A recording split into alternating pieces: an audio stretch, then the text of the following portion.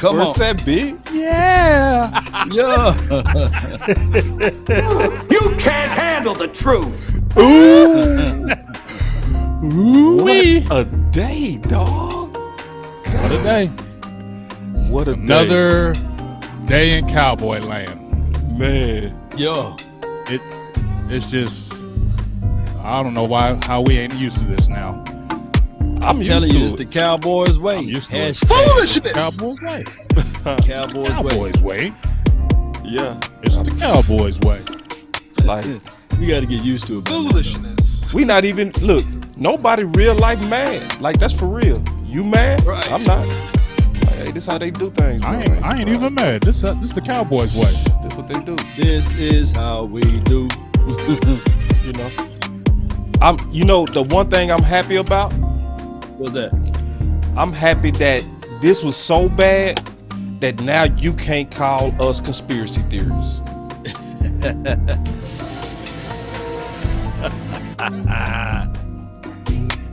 Yeah, you because see that's what they used to say about the YouTubers. Oh, here y'all go. Here y'all go.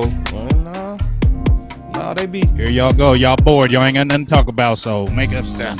Yeah, and it's like, Yeah. see, we've been telling y'all, bro, that front office, man, they get in their own way. Y'all see it now. Shoot. Yep. Some don't though. Some still don't, sadly. Yeah, man, just what it is. But yeah, man, can't wait. I know y'all got a lot to say. Man, hello. Hey, you know, I know y'all got to say. oh, I got something to say. Yeah, I definitely do. I know you do. Awesome. Cowboys. Like, share, and subscribe. Y'all go ahead and smash that like button for your boy. Smash, destroy that like button right now. Destroy it. Like, put your hand on it and bam, like the easy button. Yeah, because a lot of people been saying they can't wait for this. They've been saying they can't wait for the final word. It's the right thing to do to come in the door, hit that like, man. Straight up. It's necessary. Yeah, come in the door with it. All Hit that nation.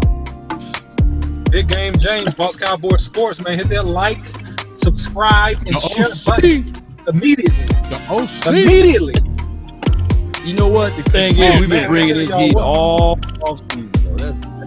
All season. Bringing it. Fire. Yo got fire. We don't stop. We Flame. still giving y'all this. Fire.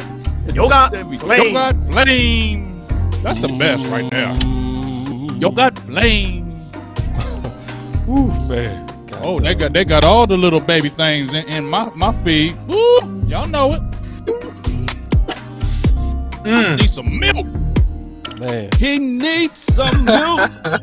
He needs some milk. See, I ain't peep. Law be singing on the slide, man. I peep. He needs some milk. Law look like he can sing. Yeah, man. Yeah, Look, Law one can of them sing. eyes Law can blow. Yeah, I be peeping Oh, Law. Law Law be can blow. low key. He be showing them pipes. Yeah. Oh, yeah, Law One can of them blow. eyes-less. Yeah. That was He be she doing said. that on the slide though. Law- He be like, Law- I be like, what is her for?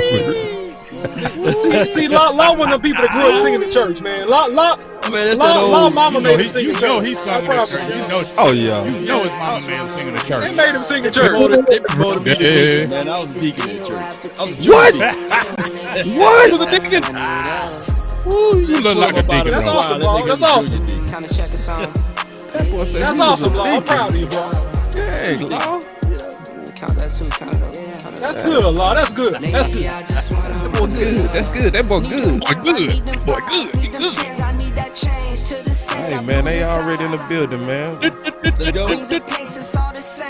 Yeah, man. Charge it to the game. Come Charge on. it to the game. We didn't charge it today, though. Oh, man. Insufficient funds. Ooh, it's My about Lord, loyalty. baby. Today. It's my favorite part. When it's about loyalty, man. I ain't feeling it. I'm not And that feeling opening- this. I ain't feeling That this. opening is dope. Too legit. Call it too legit. Too legit. Yes, sir. All right. Ooh, big God, dog. It's the final word. It's the final word. Man. Word. Ooh-wee. It is so much we could talk about. There's a whole bunch. But you know what we gonna talk about first. You know we starting right now. Say, it's obvious where we starting, bro. We gonna start with the top turnbuckle and the big homie. Let me set up the button, and then we go get this rolling. We coming out the gate with this stuff. Here we go. All right, so my boy Big Game James, you up first, big dog. You already know. Let me find my dog tweet. Hey, where's my boy? Go to the tweet. Please show the tweet. Show all that tweet for all them, because that's how I'm feeling.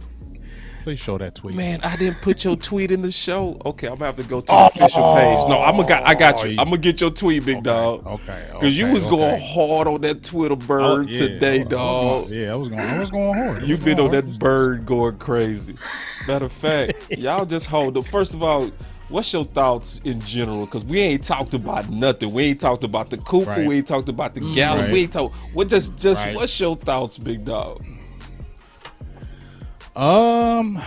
Well, you know, me and you talked off air, and I did a show yesterday, and I said I can't sit there and bash these guys all the time. If I see good, I gotta say that was good. You feel me?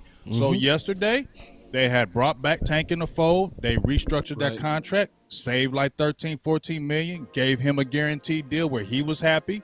Cowboys got money where they were happy. They signed Michael Gallup, who they wanted. You feel me? I mean, I'm gonna just be honest. I'm gonna just say this right quick, and then we'll jump in. I'm not jumping up and down. I'm gonna keep it honestly. I wasn't jumping. You asked me yesterday, boss. He was like, "How you feel about that Tank signing?" I wasn't jumping up and down. I'm glad he's back in the fold because you got your defense together still. He's off the books as far as the money. You got money free. So I like that you brought another a stout defensive player that you needed. Michael Gallup.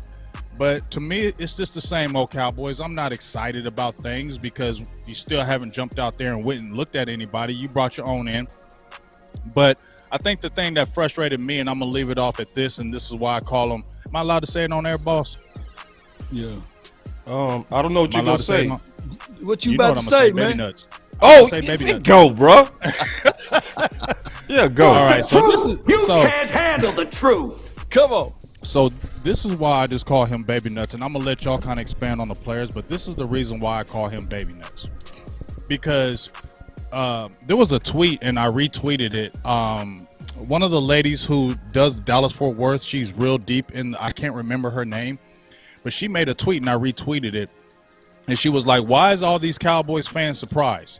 Stephen Jones told y'all he was going to do this, and it started with Brandon Carr." She brought that up. It started with Brandon Carr. After that, y'all know how the Cowboys way is. And I was like, yes, because that's where the baby nuts came.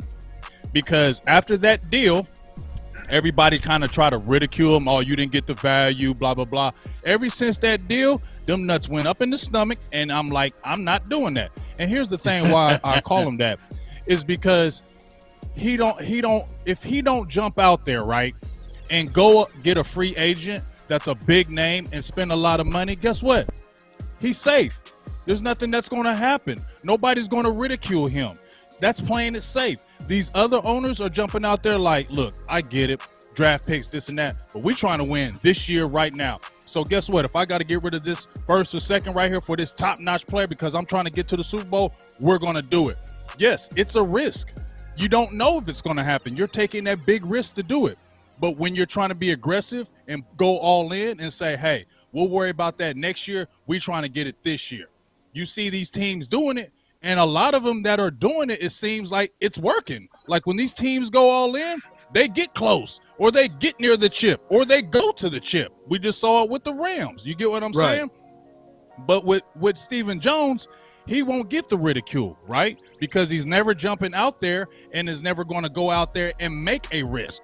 So there's never going to be any flack on him. Y'all feel me? Because he's not jumping out there, so he's not going to look bad. Because it's like, well, I didn't spend a lot of money. We didn't kill our team. We didn't do all this. So it makes him safe, dog. It makes him free from, but it's almost kind of keeps the bullets away from him. You sign your own. If it doesn't happen, well, we're trying to sign our own. We're trying to keep our team together. You get what I'm saying? It keeps him from ever really catching a lot of the flack because he ain't jump out there and do that. I think he don't want that. He don't want anybody saying anything about him because he wants to look so daggone good as being the capologist. He don't want to hear anybody saying anything about him, so he's always going to work that cap just right. So Dallas will always stay competitive. They will stay competitive. They will stay in the limelight. But are they ever going to get over the hump? You see these other teams saying, we got a good team too, like the Dallas Cowboys, but we may need a couple players to get over the hump. So we're going to go ahead and take that chance. Dallas won't do that. And one last thing, there's nobody there to push the Joneses. There's no rush. There's no pressure because nobody's pressuring the Joneses. Nobody's pressuring Steven. Nobody's pressuring Jerry. There is no pressure for them to say, where's the sense of urgency? Is there a sense of urgency in Dallas? I don't believe so. Man, you're right. I do not believe there's a sense of urgency in Dallas, and there's nobody to push those guys to make it a sense of urgency. And as long as they're winning, and as long as that money is still coming in, let's be honest. What are they really mad that they ain't in the championship? Are they really mad they ain't in the Super Bowl? Man, come That's on what with I it. question. I question, are y'all really mad? You heard Jerry. He was livid. I heard Jerry a month ago saying he was livid and nothing happened. You feel me? So I don't believe them lies no more, bro. So that's just where I'm coming from. Y'all just want to stay competitive. In my opinion, y'all want to stay competitive, but y'all not taking the next steps to get over the hump.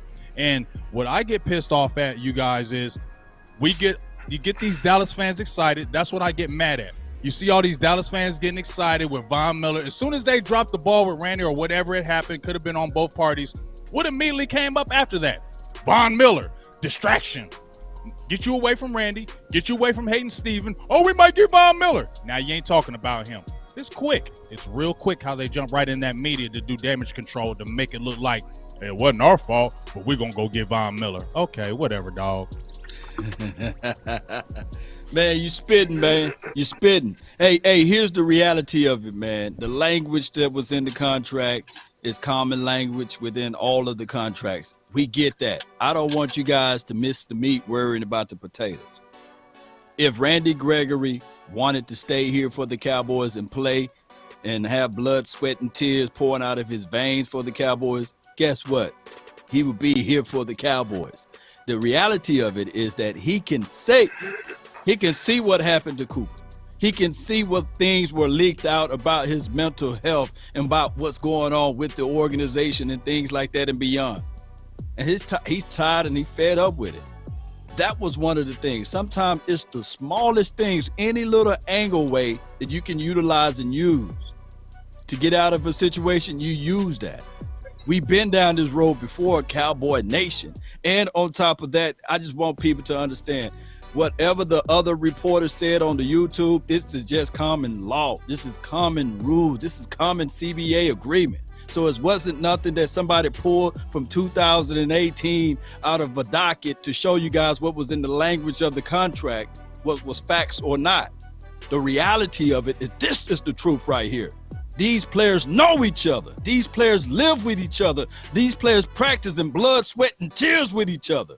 So yes, if it's a way that they can get back at somebody from a language or standpoint of a contract, yes, that is the truth. Everything else was fallacy. I digress. Yeah, man. I mean, I'm going to flip the script a little bit. Here's the thing about this whole Randy Gregory situation. He had 6.5 sacks this year, a contract year. He had 3.5, I believe, 4 sacks in 2020. This guy has always been a high talent guy, and it's never matched his productivity. So at the end of the day, he would have been a good keep for the right price. But the good thing about this whole situation is this. The Cowboys did not overpay for him because he's not here, okay? Right. And number two, it gives the Cowboys more flexibility to potentially get other options, which now we can say is a need.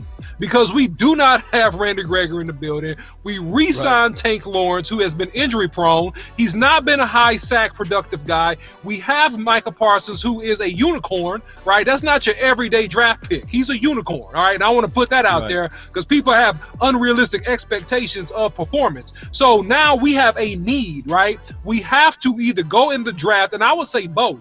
Draft someone that can rush the passer. And we need to pick up a certified guy that has productivity in the NFL. Not a guy that has talent in the high ceiling. Not a guy that has low tread. Not a guy that looks like Tarzan but plays like Jane. I'm talking about a guy that can come in here and that has proven productivity that can get you 10-plus sacks. That's what the Cowboys need. So I'm okay with it at the end of the day. They fumbled it, but at the end of the day, those are two positives. Yeah, that's some good positives. I want to kind of get to what happened.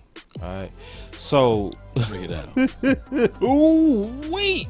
So it started off so good. It started off great. Peter Schaefer said numerous teams saw a different side of Randy Gregory during contact talks. He meant contract. He could have taken a larger deal elsewhere, but elected to stay with Dallas. 5 years, $70 million, $28 million guaranteed. And then they also had the other propaganda photo op stuff going out there. Well, Randy Gregory essentially took less to stay with the Cowboys. Randy says what Jerry Jones has done for him in the past played a huge part in the decision. And within 30 freaking minutes. Wait until tonight. Randy Gregory backed out. If you think you're lonely now. But see, I want to get into the details, dog. I don't want to deal with no speculation. To the point, I'm going to put on these clear views again. Oh, man, because this is real. So Randy Gregory backs out a big money deal with the Cowboys, agrees to terms with the Broncos. All right.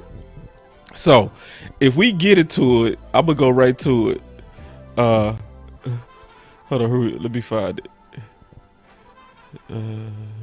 Okay, hold on. Give me a second. Oh, here it is. I'm going to go right to the because, all right? Because we already left off. Gregory has pivoted and will instead join the Denver Broncos, the front runner to try to pry him away from the Cowboys, as reported by CBS Sports on Monday. Turning away from a 5-year deal in Dallas that was worth upward of $70 million with $28 million guaranteed. It's expected the Broncos deal would be a larger one than the Cowboys offer, but money isn't why Gregory and his agent pulled a U-turn. Now, this is the key part. Here's the key part. He said it's because of the Cowboys front office and a last-minute attempt to change the terms of what was already agreed upon. See, that's the key part right there. See, that's the key part that people want to leave out. See, it was already some work done. Already. Yeah, it was already some work done. He said, per the same source, Gregory was willing to accept less to remain in Dallas, but the team's front office then, keyword, then revisited the deal and hoped to insert language that was neither previously agreed upon nor deemed palatable by Gregory's count. As such, the Cowboys have now lost another 94 to the Broncos. The first being DeMarcus Ware. Let's camp out and talk about that real quick. Well, let me say this. Let me say this before you go into more details of this. Because I got more details. Yes, I do. The first thing that people try to do to make the landing ground softer is to say, yeah, it's the agent fault. Like the agent is some fool, right? Yeah. That's one way to cover ground and to save space. Yep. This agent, believe it or not, represented. Let me tell you some of the notable names that this agent represented. He had Sue, Barry Sanders, Joe Thomas, Willie Rolfe. Y'all remember him? Steve Atwater. He's also represented Loomis Brown, Russell Okung, Mark Jackson, Chad Brown, Trayvon Price. Let me just pull up some names of current that he actually represented as his particular Joe Mixon. So this guy is no fool. But what people would like to say is, oh, it's the agent fault. Yeah. It's the agent that all of a sudden, as a legal lawyer, as an analyst too, don't know how to draw up and write up contracts. And y'all would take that bevy of information and go out there and spit the nonsense that somebody would go out there and say, oh, it's the agent fault. No, it's the Jones family fault. You think that the Jones family know more than this agent as it relates to calculating and handling procedures with contracts? If you think that is true and accurate, I got land on the moon for sale. Oh, man. Hey. Can I read something right quick? Yes, please. I want to read something right quick. This is what the agent was talking about. You bouncing off you, boss. This is what I'm just read this little bit of a negotiation what it was talking about. It says Adam Pacifica, if I'm saying it right, I might say it wrong. The Cowboys cap specialist and contract negotiator explained to Schaefer that the clause was included because Stephen Jones had previously told Schaefer that any contract offered to Gregory would contain certain standard forfeiture language. Schaefer tells PFT that none of those proposals mentioned that language and that Stephen Jones previously declined to engage in negotiations with Schaefer, instead directing Schaefer to deal with that dude Adam. At the end of it all, Gregory was upset. Given his history of under the substance abuse policy, Gregory thought the Cowboys were trying to pull a fast one by potentially setting him up for wiping out guarantees in event of a mere fine. Ultimately, the Cowboys had a chance to remove the language. They didn't. The Broncos didn't insist on the similar language, and Gregory will sign with the Broncos. That's the key. Big right there. That's the fact. key. And see, let's go through this. We go through this from a lot of different angles. Because, see, what's happening is there's some savings of face. And we go really decipher through that. Because I got some here as well. Where, okay, before I show Ed Warner, I got to talk about, in my opinion, how to properly interpret tea leaves. You got to be very careful of the people that are being fed leads by the Joneses. Get them. Because a lot of their people are just like those baby birds. They looking for the exclusive leads to come directly from Steven and Jerry, but also it puts them in a position sometimes to where they also owe Jerry and them favors. So you have to be very careful who you get your information from. That's why I rock with the people like Ed. People that have no affiliation with the organization. They're just journalists. That's all they are. They're not a flagship organization. And listen, I'm not talking bad about the fan because Kevin Gray been keeping it real. And some of them guys been telling the truth. Not the truth. You can't handle the truth. Straight up. So I want to tell y'all, be careful. Because it's some guys, they are on front office side to get their version of the story out. And you got to be able to decipher the tea leaves accurately. So I want to say that before I go to what Ed said. And then I'm going to kick it back off to my dogs. He said voiding a guarantee because a guy gets fined is not in any contract with any other team in the league. Basically saying that's a Dallas thing. When questioned, team said clause in every contract but Dak's contract. In other words, that's how we do it here. When Gregory learned of the language being inserted, see, that's the key word. It was inserted into the contract. He apparently said, look at this big F them. Ooh. I mean, Let's say it. Shame. shame. Shame. Shame. Shame. Shame. Shame. Hey, Boss Cowboy and Big A James. If y'all watch the excerpt that I inserted to the final word a couple of last week, and the player was talking about his contract, his guaranteed money. Oh, I got wiped away. Oh, you got it. I think I got it. Oh, it is all due to it could be something small. Right. And they use that against him. Right. So that they can say, hey, we can't give you this money now. Right. And you can bet your bottom dollar. Randy Gregory looking at this contract and he's seeing with his natural eyes what y'all did to some of the other players. I don't have to name the name. And he said, oh, hell no. F y'all. I'm up out of here. Right. Hey, we got to talk about that. Before we talk about that, because, see, I got some tweets that came from some powerful people. That's referencing exactly what you said. But, I am athlete, yo. Before we get into that, did y'all have some thoughts on that OC and Big? Go ahead, OC. Man, look, here's the deal, man. I mean, the Cowboys insist on people kissing their ring. You know, and I said this on yesterday, man. They want you to kiss that ring to be down.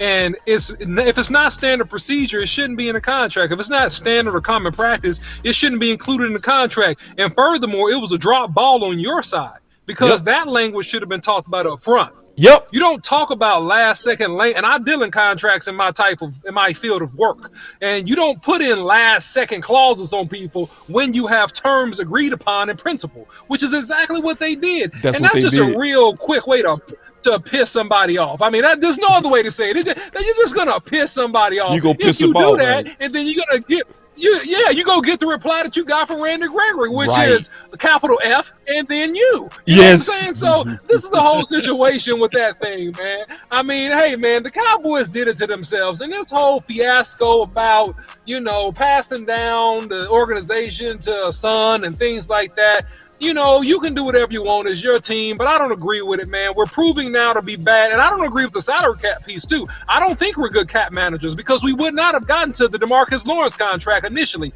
We would not have gotten to the Ezekiel Elliott contract initially, right? We went in with our skis over our head and got in too deep, and now we're in a massive deal of restructuring, right? And we should have never been in this situation had this been managed appropriately. So now you're showing that you're a bad talent evaluator, and then you're a bad judgment person, and then you're a bad cap manager, all in one. I'm sorry, excuse me. Let me jump in real quick. Get him. See, like this comment, he said the Cowboys are not always right, but the same language was in his rookie contract. Yeah, I'm hearing they're reading all this other stuff they heard earlier today. They don't even know. But see, this is the deal. But you don't insert it. I don't mean to insert. Yeah, y'all do. Y'all do mean to cut me off. Y'all do mean to cut me off. Go ahead. Go ahead. No, boss, go ahead. Okay, you sure? Because I ain't tripping. Yep. Okay. All right, so this is the deal. So what was attempted by the Joneses is actually a sales term. All right, because I did graduate from a sales program at the University of Houston. It's the #1 sales program in the country, so I'm very familiar with the tactics. We actually used to I had to take a class in negotiations, so I'm very familiar with this. This term is 2 terms for this. It's called a closing bomb, or some people would call it a table close. Those are the technical negotiated terms used, and that's where you already know when you go to the closing table that you're getting ready to switch it. And that's what happened. See, it's not even about the details of it was in his rookie contract. That doesn't matter. It was how it was done. That's what people not putting together. It was the how. It's not the what. Yes. Did I say it loud? Did I say it, big dog? Look, that's what I'm saying. That's why I'm telling people don't miss the meat worrying about the potatoes, but keep going. Baby. Oh, okay. I thought you was finna jump in off the top rope, big dog. So they tried to table close the man. That's what happened. They tried a closing bomb. And it's shady, bro, because if you look at the details, it talked about Jerry working with those agents late at night. So they already went through all the details, and Randy Gregory was not there. His representation was there, and they fine-tooth combed all the details as your representative's supposed to do. And then at the very last second, as he was already announcing, I'm officially going to take a pay cut to be with Dallas, he looked at it and said, wait. His agent said, whoa, pause, don't sign that. That's what happened. Don't sign that. And when they saw it and saw the blatant attempt at a table close, they was like, we out, because we can't trust you.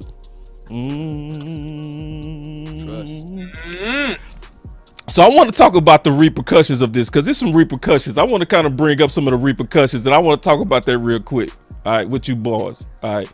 So y'all check this out, because this is what I love. Look at this. He said that this is Kevin Gray, y'all.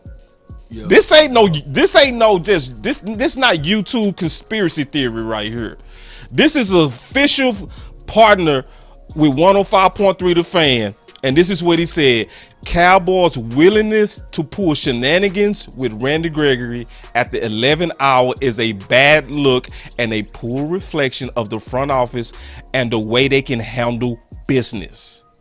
Gregory is well liked, and you don't think dudes around the league aren't paying attention to this? Ooh. And then check this one out. I got another one. We gonna talk about all of these. This is what Patrick said, and Kevin Gray co-signed it. Y'all check this out. Now Twitter was on fire today. If you're not on Twitter, you better get on Twitter. Oh my God, Twitter. This is what Patrick No C Walker said. He said the damage control required after this one to soothe concerns of other free agents in-house and potentially incoming won't be easy, especially when coupled with the handling of Amari Cooper. What a disaster. And one day after a home run via DeMarcus Lawrence, back to work. Oh my God. Let me pause right there and get y'all input on this.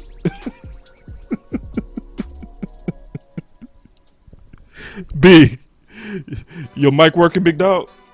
Yeah, I was just listening to y'all. Okay, I saw you pick up that mic. What you got on that, bro? Because see, I think it's some repercussions, bro. And I'm glad they brought it up. Because if we would have brought it up, it would have been like, oh, here y'all go, final word. There been negative conspiracy theories. Right. I mean, I just like this bouncing off of OC and all you guys. I think the whole thing is just kind of frustrating because the back and forth, we all understand that he's been there since 2015, and you heard how Jerry was upset because he had worked with them all that time. And I think I'm gonna be frustrated, number one, with a lot of the fans because they attacked Randy Gregory. That pissed me off. That's real. A lot of people attacked Randy Gregory, and it pissed me off. Like, oh well, he was smoking all the time. He was doing all this crazy stuff. They stood by him all those times and all that. Okay, I get that. But the man was smoking weed. He wasn't slapping females and robbing banks and beating up people. And they do have, it is in the CBA now, you are allowed to do that now, right? You are allowed to smoke? Right. So when people are putting down Randy like, oh, look what they did for you. Look what they did for you. This man, just like you would, and I would, y'all would do the same daggone thing. Yep. This man said, I'm going to take less money to stay with y'all. Yep. Let me add this to the point there, Big Game James. You can smoke weed and it will not be a punishable as relates to losing games. However, if you get caught and it is in your system, you can still get fined. Let that sink in. But go with your point.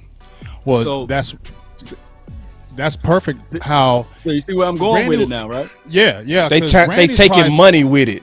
Yeah, I see your point. So they take money with it. Well, go ahead, James. When you look, I'm just saying, when you look at it from Randy's side, he's like, okay, now y'all gonna try to take money from me, and we've been going through the suspension. Think about it. You've been going through the suspensions with Randy for how long? Now all of a sudden you throw in language. Nah, you better not be smoking. We're gonna take that money. You know what I'm saying? So he like, well, Denver over here, they ain't tripping. So you know what? Thank you, but I'm gonna go over here. So here's my thing. Organizations ain't loyal to players.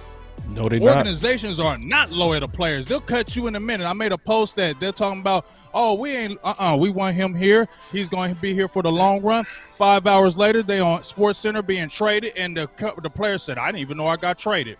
So the ownership don't be giving really a hell about the players. Nope. So I don't know why everybody's mad about Randy saying, well, I'm going to go over here, and they don't have this language in my contract. I'm getting a guaranteed more money. So guess what? Bye. Yeah. And Big, I don't even think it was the details. I think it was the how it was done. Yeah. Which this is the big point that I'm saying. And I'm taking a pay cut to stay with y'all. And I'm taking a pay cut. I'm taking a pay cut, and you still tried to pull a closing bomb on me. You still tried to table close me. You still tried to sneak some stuff on me, dog. Well, let me say this because everybody. Go ahead. Go ahead. Go ahead. I was gonna say that everybody's keep repeating the same language is in every one contract, but the language may be there in every one contract, but the repercussions doesn't equate the same. That is what they're saying. It's a given that these language are in the contract, but what you do after it happened is dealing with the team and the ownership and what they agreed upon. It can be in the contract, but it's how you're going to enforce it. That's all I'm saying. Mm-hmm. And let me say it like this real quick, and I got you, OC. I promise, because you've been waiting. This is the key. I got it highlighted so everybody can see this. He said Dallas, but the team's front office then revisited the deal and hoped to insert language that was neither previously agreed upon nor deemed palatable by Gregory's camp. It's the way it was done. That's the key. It's not the details. It's not, well, it was in all the other contracts. No, they worked all night on this. And then the day of, when it's time to sign, put it like this. If you go to a closing table and you getting ready to close on a home, and you said, I don't want an adjustable rate mortgage. I don't want my interest rates to change. That's key. If y'all put that in my paperwork, I'm not closing. And they say, yes, sir. We understand your terms. We're going to give you a fixed rate. Your interest rates won't change. And then you go to closing. And then you go check the paperwork and you see adjustable rate mortgage. You go sign it? Nope. No. You're going to be like, I told y'all not to put this in here. And it's going to affect your trust. Trust. There it is. Big trust. Trust. So what ended up happening in this situation, guys, that we haven't really talked about yet, is because Randy Gregory showed good faith and that he would take less to stay with the Cowboys, they presumed leverage. Yes.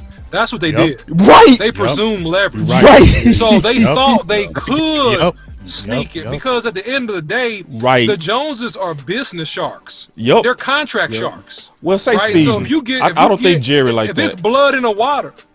No, I'm telling you. Look, I'm talking about the whole operation of it, right? I don't care what person you name. I'm saying at the end of the day, if you put some bloody fish in the water with a shark, you fist to get ate. Right. And so when you show weakness, they eat you. When you show strength, they pay you. They don't pay nice guys. They don't. And the reason why Ezekiel Elliott got his contract, because he showed I'll stay in Cancun or whatever. I'm not showing up. Give me my money. All of a sudden, he gets paid. Dak Prescott got paid. He holds out and goes through all types of Hades to get his money, right? Zach Martin got his money when he didn't show up to a practice or two. Yep. Right? Tank got his money when he used his shoulder as leverage.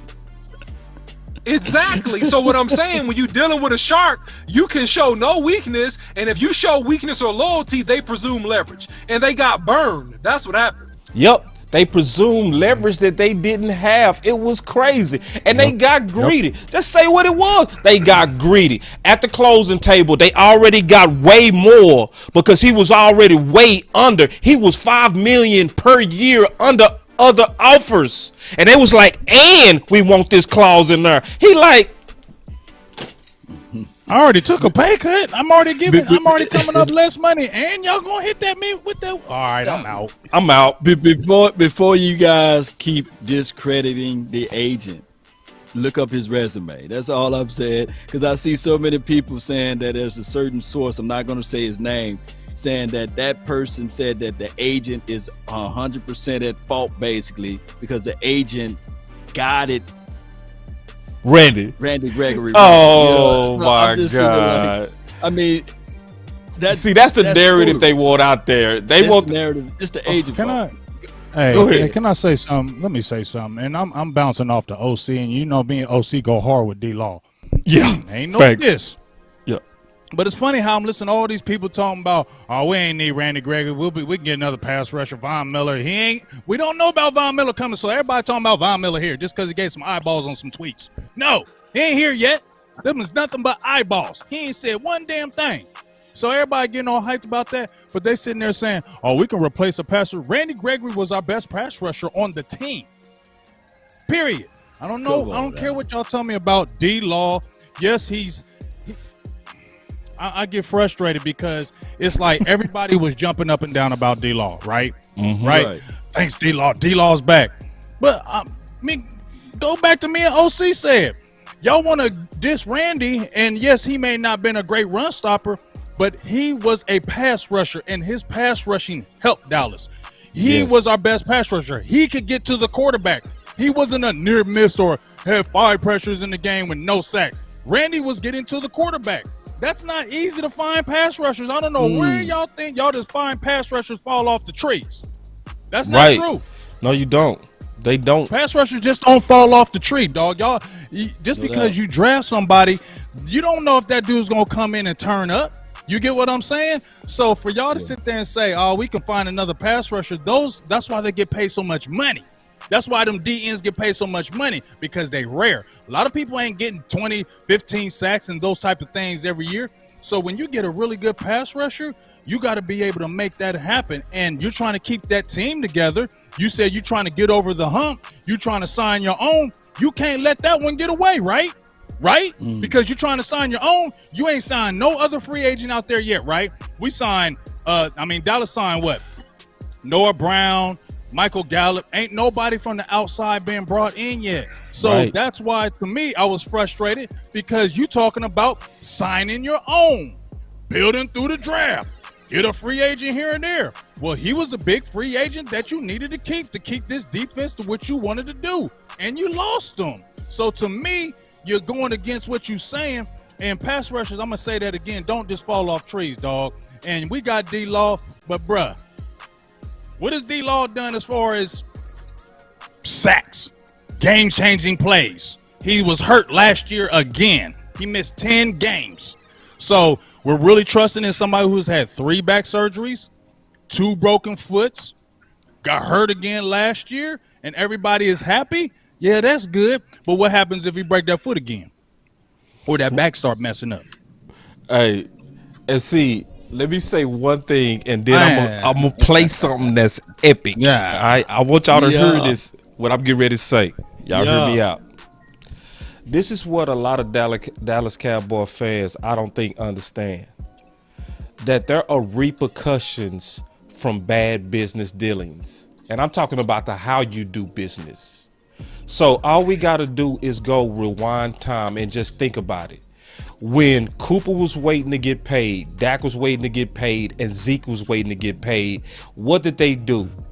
They paraded Jalen Smith out there in front of everybody and said, basically, this is the example of what you should be to take a team-friendly deal for the Cowboys, because they was telling everybody at that time, well, if you smart, you will take a pay cut, because being a Dallas Cowboy is just going to reward you in the long run. Do y'all remember that pitch they was giving? They was giving all three of those guys the same pitch. Take a little bit off, because being with Dallas, you get paid later on in life. So when they rolled it out, what they did with Jalen is they came out, they put his glasses company in the Star for a second. That thing is gone now. Yeah. So how do people supposed to watch you make promises, don't come through, but then trust your promises? Let's talk about another one. So Amari Cooper got a better deal from the Washington Commanders. He actually walked away from it, big OC. He said, I want to be a Dallas Cowboy. This is a dream job. I'm going to leave millions with them to go play with you. So they put an out in his contract that in 2 years we will be where we are right now. Instead of just being quiet and then shopping him quietly, they leaked him to the public. They leaked all kind of stuff to the public. Oh, here's some film showing where he didn't make some blocks. And they were saying stuff like, man, you know, people in the front office. And it was coming through Bobby Belt. Bobby Belt was the main person leaking this stuff. He was the main leak. He was saying, yeah, people in the front office, they feel like he plays banged up. I'm going to ask y'all a question. I'm going to shut up. When has playing through your injuries been a negative thing? Huh? When I thought guys supposed to get rewarded for that. For guys that say, I'm going to tough it out and I'm going to still put up 1,000-something yards. Even though I was hurt. But with Dallas, we just kind of tired of him dealing with injuries. So what we're going to do is we're going to sign a guy that had an ACL. Oh, okay. So y'all expect people like Randy Gregory to actually watch all of this happen and then trust them? There are repercussions behind bad business. Right. Randy Gregory. Now you scaring me, Boss Cowboy. Yo, go ahead. My bad, OC. Go ahead. Hold on, my boy say leaked film. Hold on, somebody say leaked film. Yeah, leaked film. It came out through Mike Fisher. He came out and he said that some people leaked to him on the San Fran game where they thought he was loafing. Yes, they did. And it was sources from inside the Cowboys. We not knocking Mike Fisher. We already went through this because he got to get the story. But the front office surely leaked that. They did. Go ahead, OC. I mean, didn't they say he didn't fit the system no more? Yeah, and that. And that. Now I'm gonna say mine. I'm gonna kick it to Law. Law, go ahead, baby.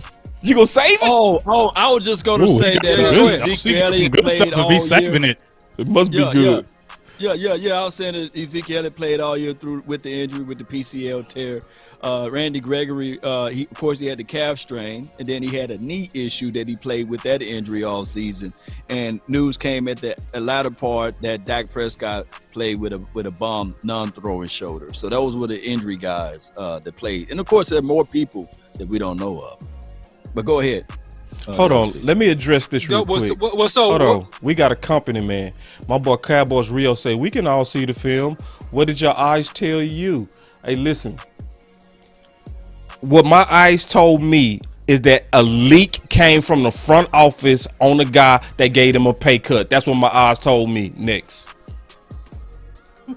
So look, man, I'm gonna say something that is really concerning because of how the business dealings are. To your point, Boss Cowboy, we got to be real careful that we don't become the Dallas Mavericks of free agency, where you want to get a big star, but he don't want to sign with your team because he don't like how you roll and he don't like the environment.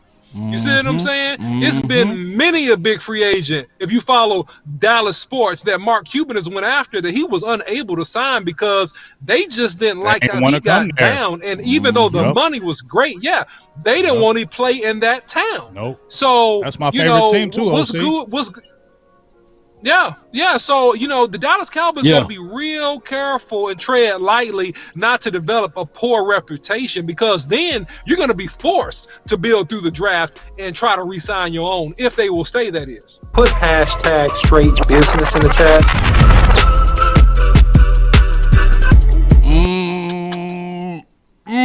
Straight business. You ain't lying about that, OC. Just bouncing off that, I'm a Dallas Mavericks fan, and I've seen it. I've seen it firsthand. There was a problem. I mean, when they went and got KP, that was the big signing because nobody else wanted to come to Dallas because they kept on feeling like Mark Cuban meddled too much. They felt like he was always in the business, and so they didn't want to deal with that. So that's why they were having problems. And if you looked at the Mavericks dynamic, that's why you saw them with a lot of international players. Because facts. Other guys didn't want to come there because of that stuff that was going on. And that's why you saw the high volume of international players there. And that's just the truth, OC, what you just said, bro. And it's just, like I said, it's kind of just, I'm not even frustrated because it's the Cowboys' way. It's almost like I'm becoming numb to it, y'all, because it's the Cowboys' way. Nothing surprises me now out of this. Nothing surprises me how they do it. But I'm just trying to figure out where does Dallas go from here? We keep on hearing about Bobby Wagner. I told y'all that was the shut-up signing. Now, all of a sudden, we got Von Miller in the fold. But like I said, I feel like the Cowboys put it out there quickly. When they feel like they drop the ball, they'll flood that media. Oh, well, we got this coming, or we got this coming, or we may be having this. And it's to get the Cowboys fandom right back on the team because there's all that noise going on. So let's put something out there. Oh, Von Miller may be coming. Guess what that does? Takes the heat off of Dallas. Now everybody's talking about Von Miller coming to Dallas and everything's unicorns and rainbows again. No, I'm going to tell y'all right now, even if Von Miller came to Dallas, even if he comes to Dallas, I'm going to sit there looking like a Scrooge because guess what? We've had tons of talent come through Thank here, you. and guess what? It has not worked. Hey man, look, fried rice and chicken half off only works if you show up to the restaurant. You know what I'm saying? You put that Friday night special out there. You know what I'm saying? Half off fried rice and chicken. You know, hey, it don't matter unless they show up. And we do got some. Listen, we go get to some solutions. We just kind of point out the problems because it's some people out there that we can target. We go talk about that. That's in the queue. So we go get to solutions. We just kind of pointing out the culture first. All right. So we go talk about some things they can do. But I'm getting some comments out here that's just shocking me. I'm watching y'all and I'm cool with this. I'm gonna address this. He said, can't compare Mavs to Cowboys. Y'all, listen, some of y'all just got to listen just a little bit better. Just a little bit. Obviously, he's not comparing the sport. He's comparing the culture. And he's saying you don't want to become a place to where other free agents look at you and they say, we like the Cowboys, but there's a rep out. Because the whole world, this is the best way to show it. Because see, some people, you got to put it in their face. I'm going to put it right in your face, okay? Put it in the face. I'm going to put it right in your face. If this don't make it make sense, I can't do nothing. Look at what John Machota said. Now, we talking about a very good journalist. We talking about one of the best, right? Now, look at this. And you got to really... This should make you really look at the culture of the Cowboys. When one of the top reporters say this stuff, and none of these guys say this kind of stuff. None of them say this. People weren't paying attention today, Big. The reporters were speaking a level of truth that I've never seen. I've never seen the level of truth on Twitter. It was amazing. John Machota said, now, Randy Gregory is not signing with Dallas and is now headed to Denver. Can't say I've ever seen anything like this before involving the Cowboys. Oh my God. And I said, that's the same thing Mike McCarthy said. When did we go start paying attention? When did we go start paying attention, Law? When? Like Mike McCarthy said that on Rich Eisen show. He said, I've never experienced anything like this. But there are some corporate Cowboy fans, ring kissers, that try to treat us like we tripping. Ring kissers. No, stop kissing that ring. Accept the truth. We are functioning as the corporate America Cowboys. This is no longer America's team. This is corporate America team now. This is no longer. What's your thoughts, Law? All I can say is now, man. Look, let's do this, man. Because I'm tired of talking about Randy now. All right, let's go. It's over with. It's water under the bridge. It's muddy in the waters. And one thing I can tell you about old folks, mud is easier to get off once it's dry. Meaning that when this stuff all dry up, we will see what really happened.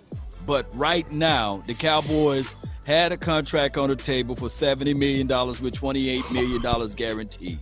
I'm trying to figure out where I can shove that money up to someone else, just like my guy Big Game James said, a hush signing. I meant to say, let's go ahead and do a hush signing. Whether it's Von Miller, whether it's Bobby Wagner, whether it's Chandler Jones, who I believe out of all of those guys, Chandler Jones may be the better guy to sign because he just been so consistent. He had 11 sacks last season. He's a good guy off the edge that I can see that my guy can build off of that Dan Quinn. And, of course, you got D-Law on the opposite side. Man, this thing can work its way out. Or even if they can pick up for very cheap, Jadeveon Clowney, he's another guy. I think he had 11 sacks last season. So let's go do that and go into this draft with an open free mind to draft BPA. That's where I'm looking at it.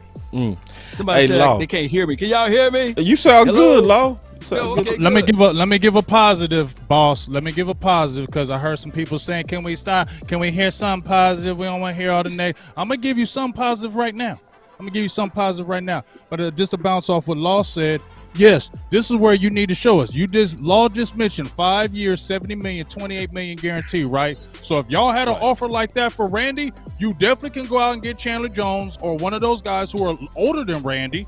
And you were going to throw that money at him, so get up right there in free agency and already start making happen with something within in a couple of days. And if we don't hear nothing in a couple of days, I'm going to be like, hey, I'm going to start feeling like the same old Cowboys. But I'm going to give you something positive. If we've been something negative, I'm going to give you something positive.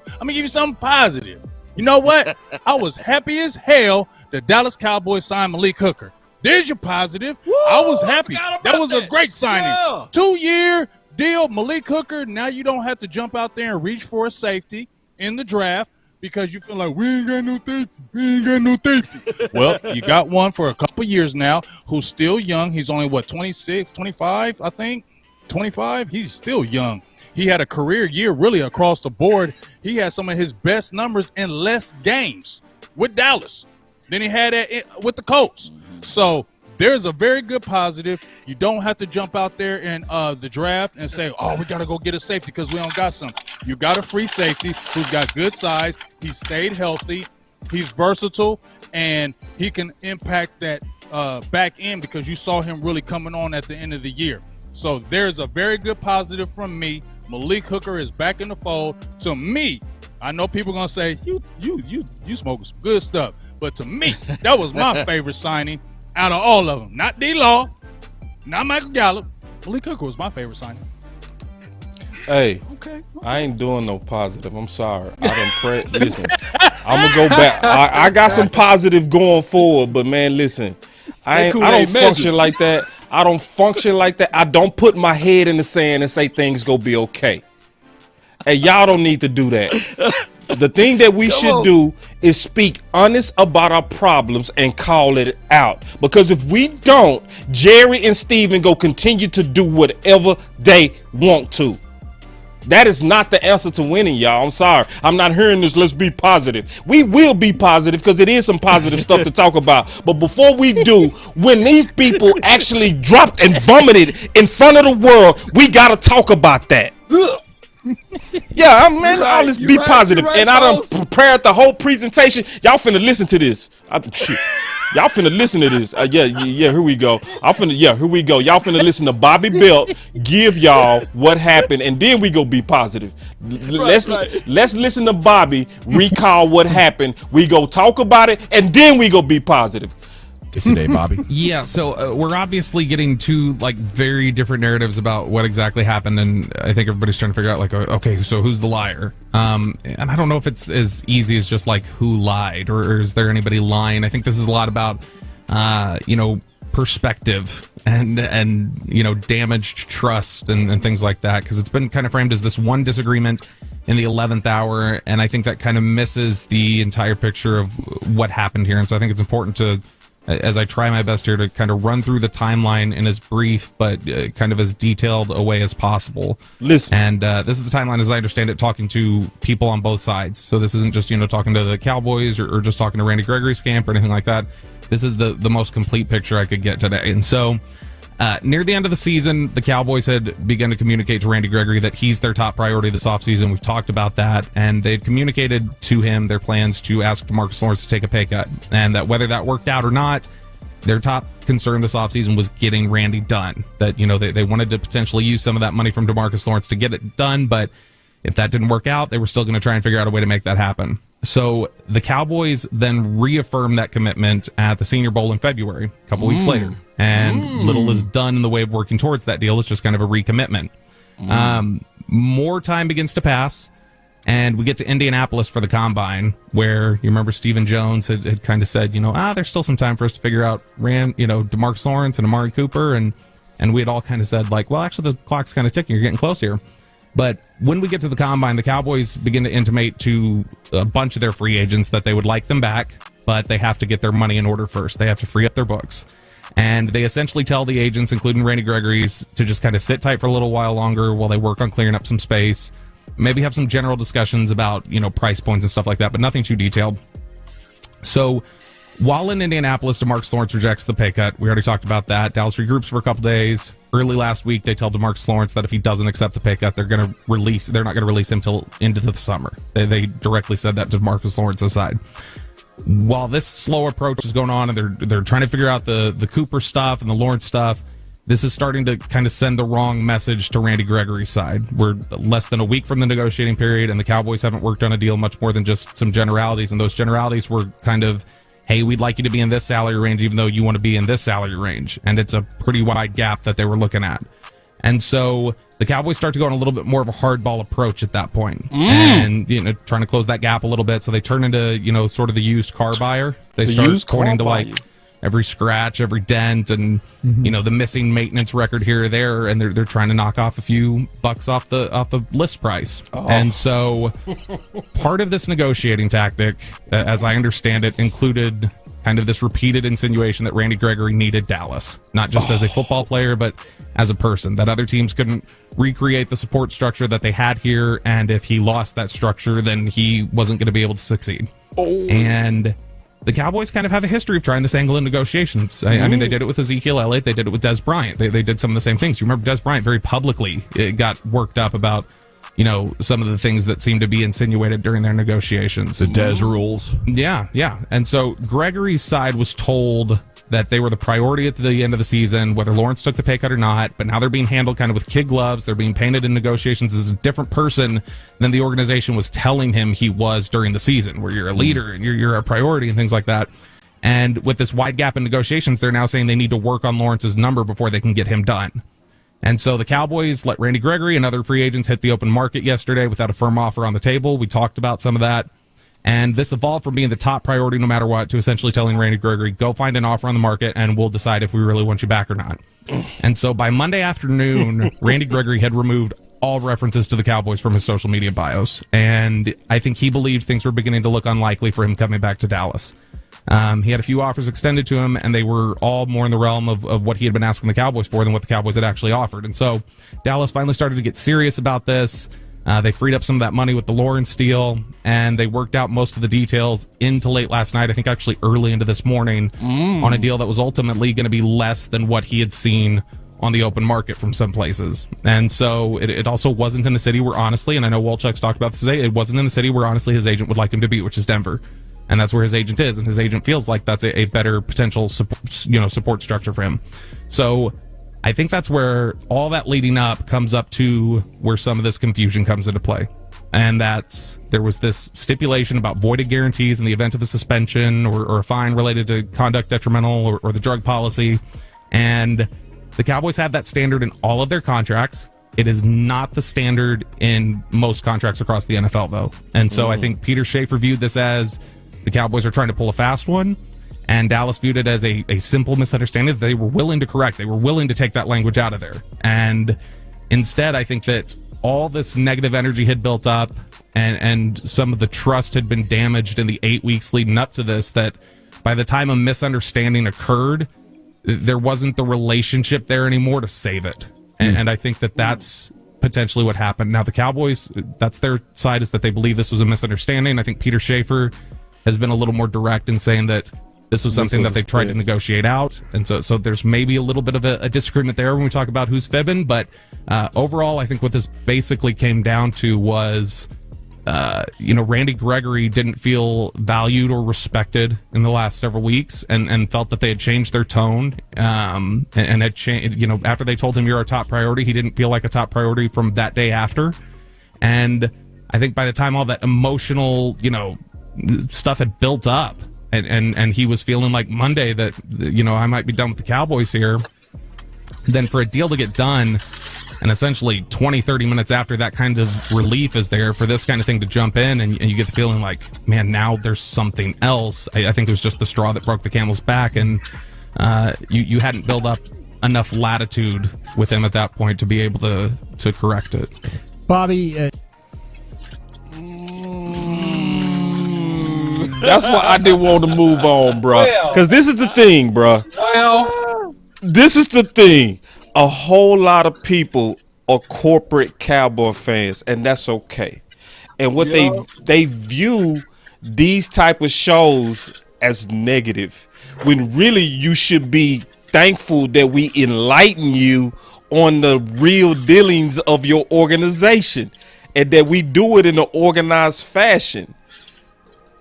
So, what this is coming down to, according to Bobby, and you got to consider the source with Bobby, you do, because he was one that was a direct leak from front office consistently.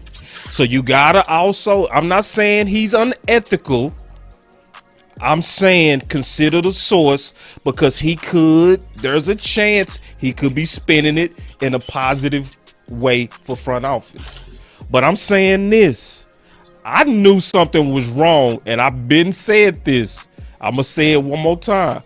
I knew something was wrong when they tagged Schultz. I knew it. Because they was, according to Bobby, they was saying, you're going to be a leader. We're going to prioritize you. How would you feel if they saying they go prioritize you, and you look up and this guy get the tag? Dalton Schultz.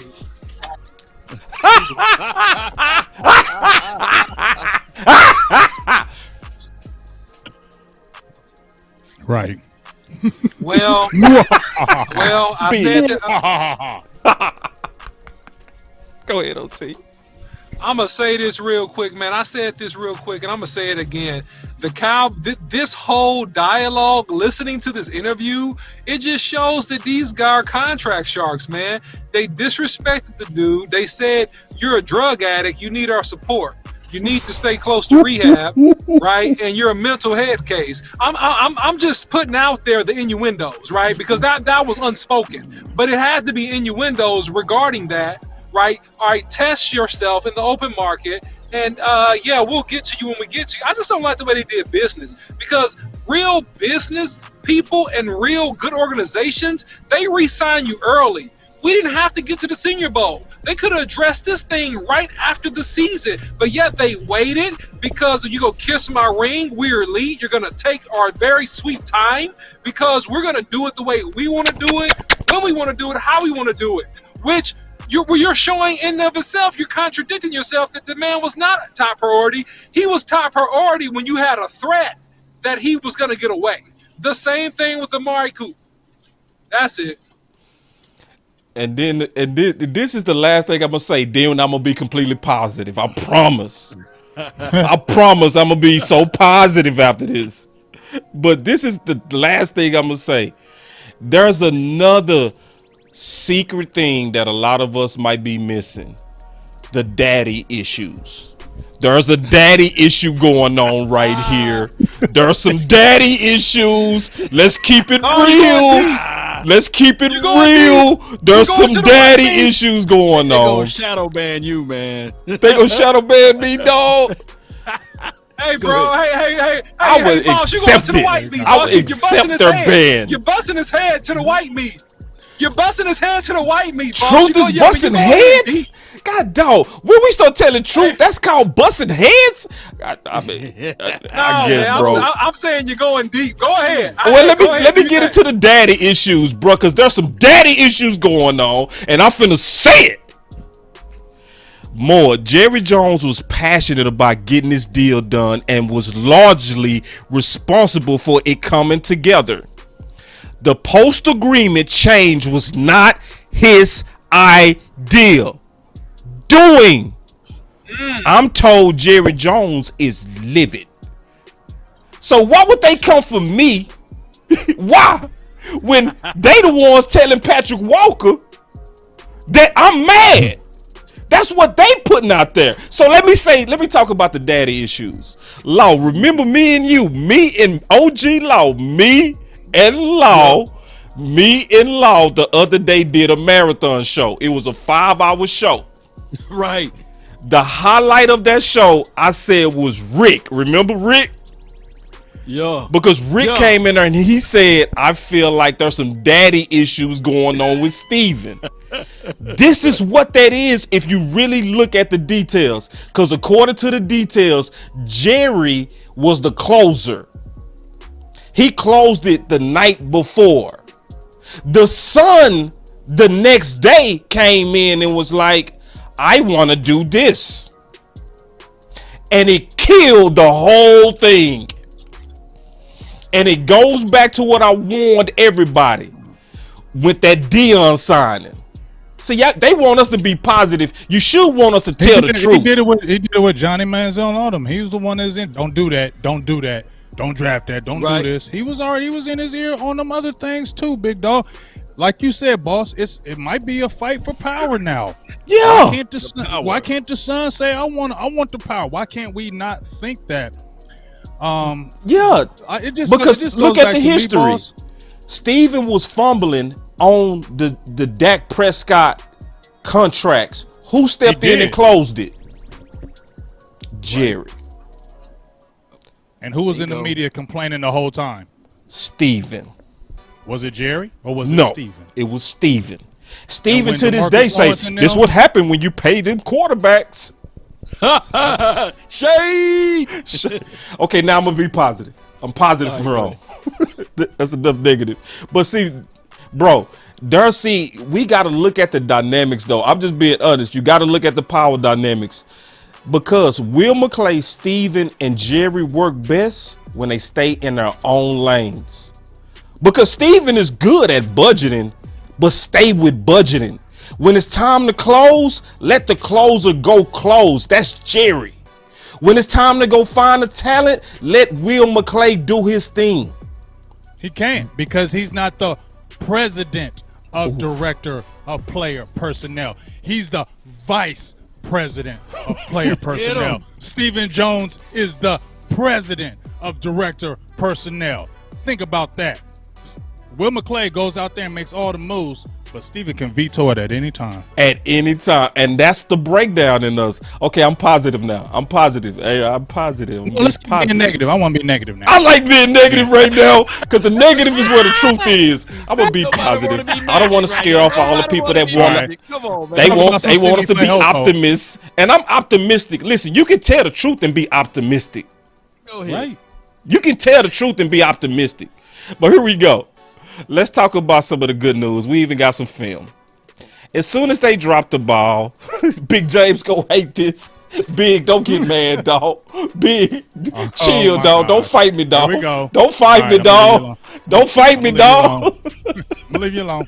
Okay, thank you. Go ahead Thank with you. it, man. Because now we on positive. Because some of the fans, they can't handle the truth. Where's that button? I got you right here, you know. The truth! You can't handle the truth! Yeah, thank you for that button. I'm gonna be positive because some people can't handle the truth. These are daddy issues, and we refuse to say it. All right, here we go. In the wake of Randy Gregory contract implosion, the Cowboys have money to spend. The OC said that, and Big Game James, and a gap in need opposite DeMarcus Lawrence. One they're hoping Von Miller can help solve. The DeSoto, Texas native is all ears. And listen, I called one of the guys who trained him, and he confirmed it.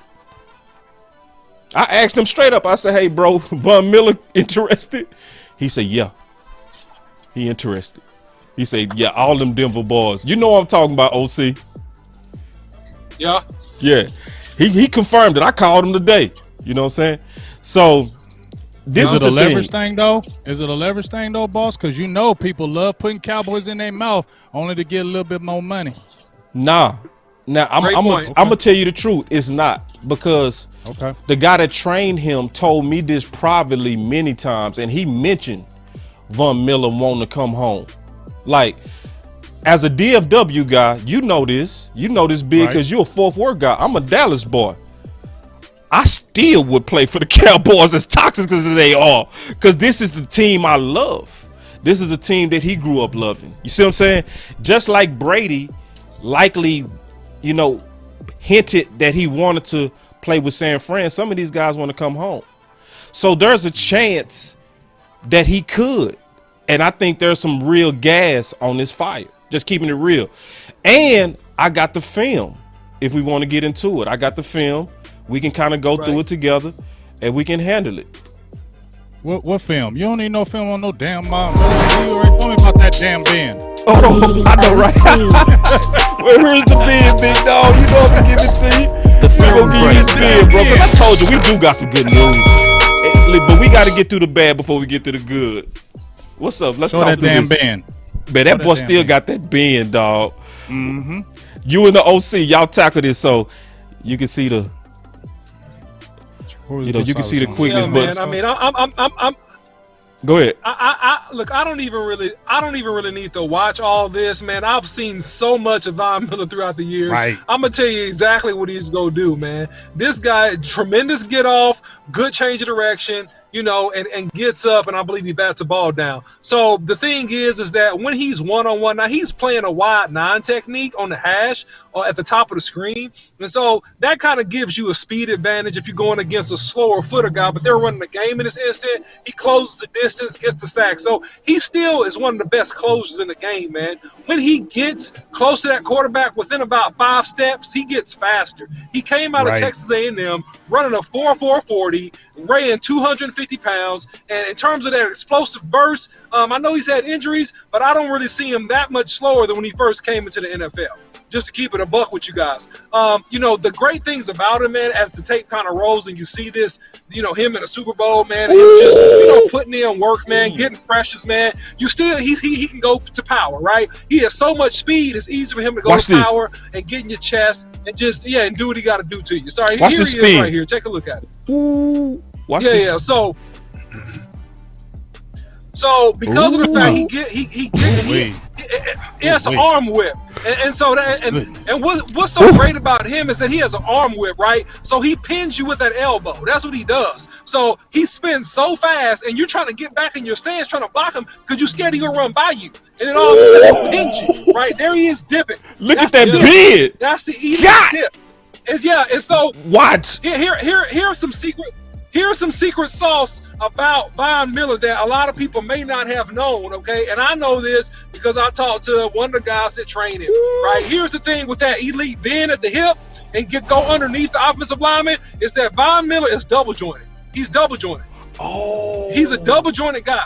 And so because he's double jointed, that's what gives him that almost supernatural dexterity in terms of how he bends and moves. So he can bend at the hip while not losing speed.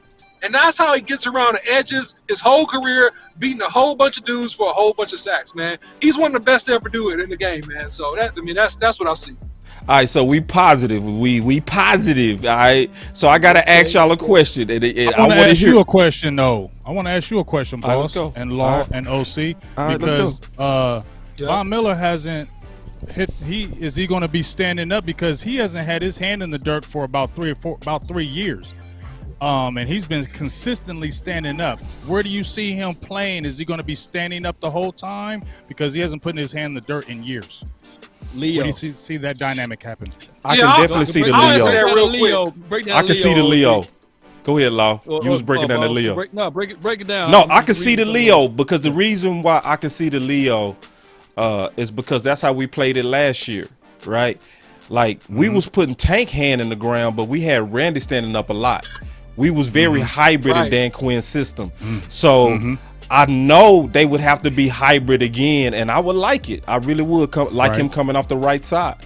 And I am getting some comments from people like, don't tease us. But see, this is the deal. This is what makes this different, my boy D-Block, right? Boss, why you teasing us with this BS? Let them know. But listen, D-Block, like this is for real. This is a little bit different because the Cowboys just got major egg on their face, and they want to repair that. You know what I'm saying?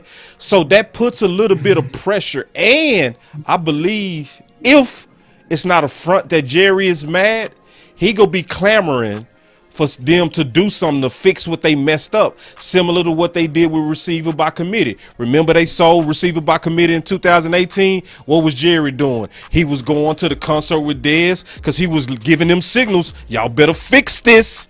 And then after 7 games, they went and got Cooper. Something that they don't like to do, which is to go out and get outside free agents. So I'm not thinking this time that it's just smoke. I'm thinking they really got an answer, and I think they was really trying to help Dan Quinn. That's why if you look at Twitter, you would even see Micah Parsons tagged Von Miller. You know what I'm saying? Now, this is real because they trying to help their defense. And my question to y'all, Von Miller, Chandler Jones, or Bobby Wagner, if you was going to use that money that you messed up. I'm taking either Chandler Jones or Von Miller, either one of them two, but I'm definitely not taking them two over Bobby. I'm not taking Bobby Wagner over them two because we need an edgy guy. You can get a linebacker. There's a great draft, in my opinion, for linebacker and especially linebacker depth. There's some good guys out there. You got Cox coming back. Bro, we need that edgy guy. We need that edgy guy. Even if you would have brought Randy back, you still should draft a DN. Because don't they say you can never have too many DNs, bro? You can never have too many guys that can rush that passer. And that is huge when you can get after the quarterback. So for having an off-ball linebacker or a pass rushing specialist, I'm taking a pass rushing specialist over off-ball linebacker. I got a comment. Jamal say, Chandler, easy. I'm sorry. Yeah. My thing is, I'm gonna tell you who my guy is. I would go with Bobby. That would be the guy that I would bring in. If there's, I'm gonna tell you why. Give me a chance, Big. Give me a chance. Let me plead my case. No.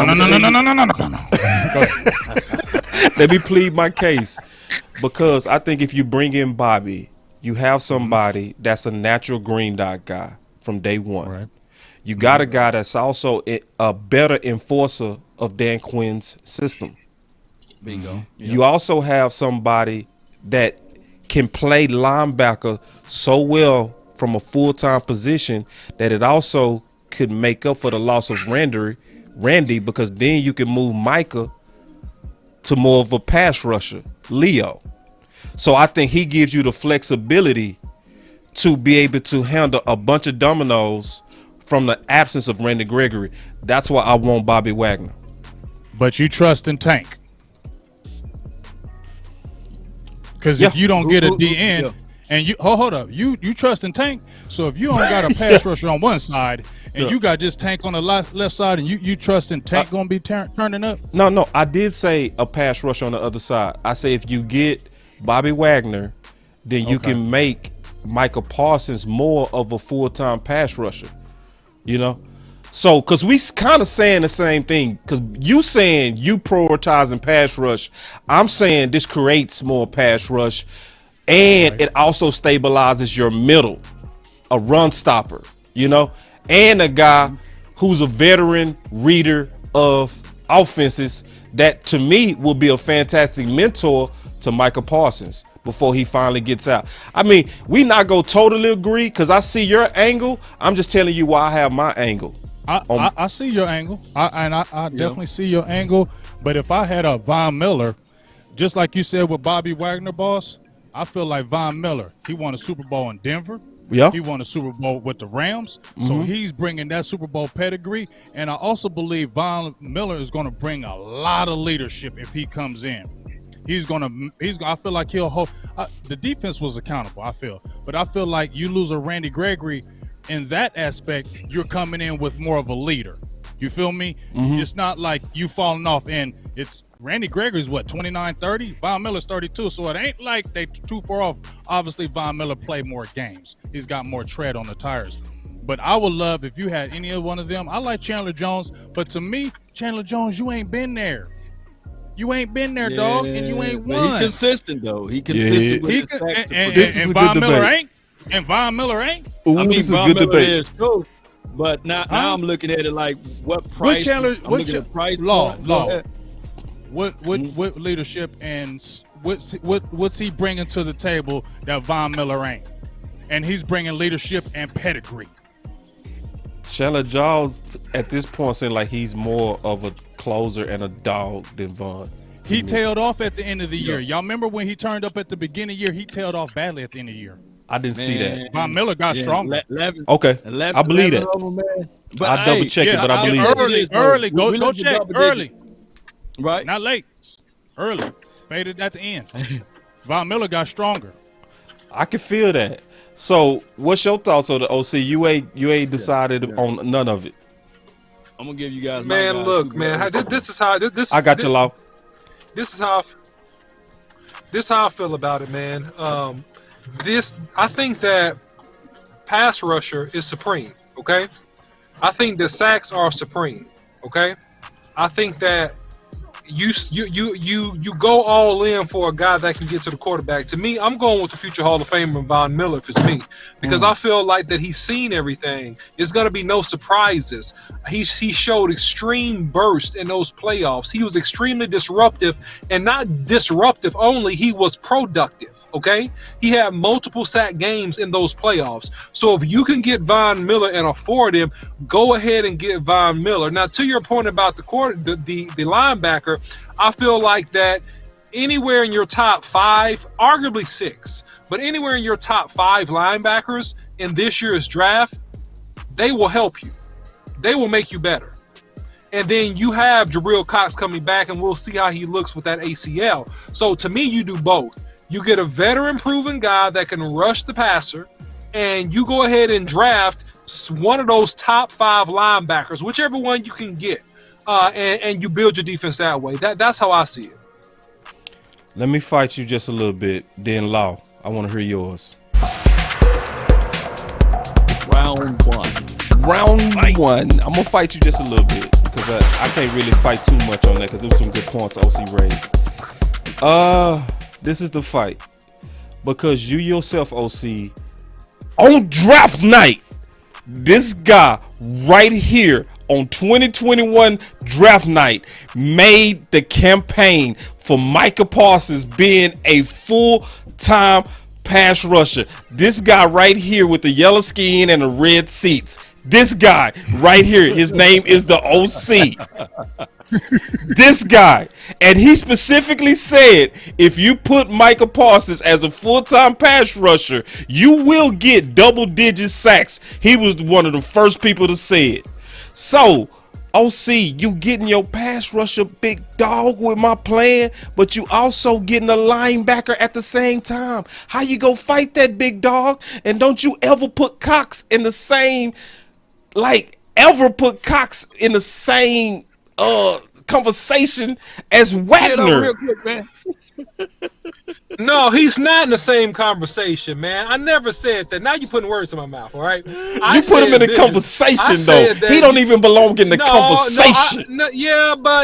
But he's a young potential guy that you drafted, and you have not seen what he can do yet. So you have him, and he's going to get his opportunity pinning that knee. What I'm telling you is that there are 5 to 6 good linebackers that could come in, plug and play. You're not going to re-sign LVE. They can come in, plug and play him, and you got Micah Parsons, and you did both. What I'm proposing is that you do both. Bobby Wagner is a future Hall of Famer.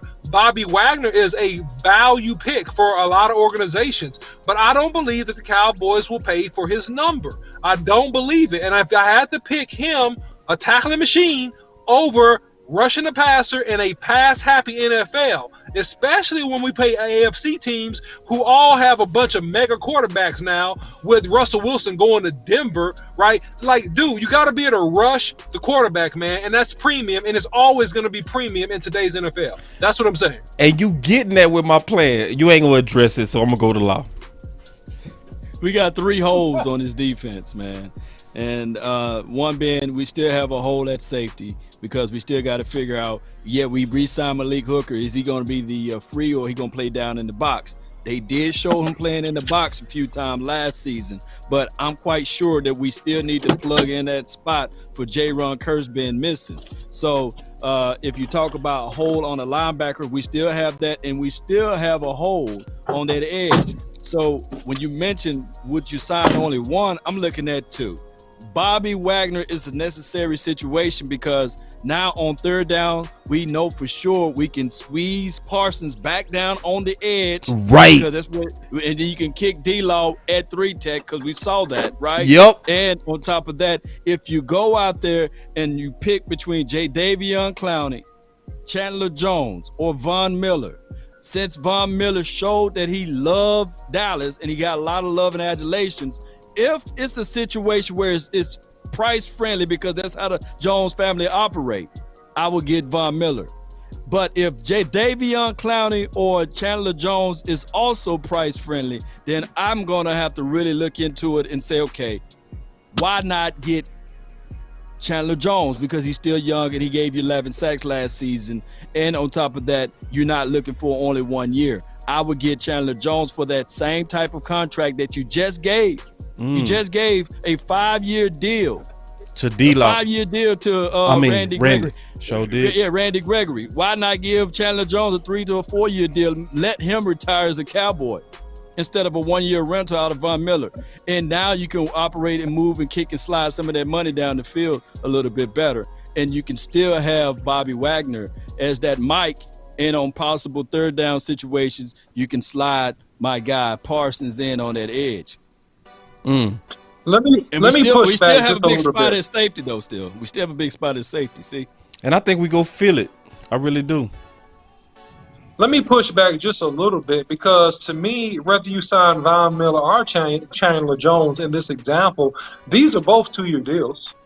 These are not no 3 or 4. Even if you look at DeMarcus Lawrence, these are 2-year deals. DeMarcus Lawrence got like that's where he won, right? He got that $30 million guaranteed, but he's really operating like as a 2-year projection, right? As a 2-year projection to see what we can get out of you. So at the age of all these players, these are all 2-year deals. So there is no long-term commitment. And this would be a good sign to the fan base that we are trying to at least go all in a little bit and see where we can get in terms of our defense and go as far as we can. And so, either way you go, I think it's a 2-year deal. That's the main point I want to make.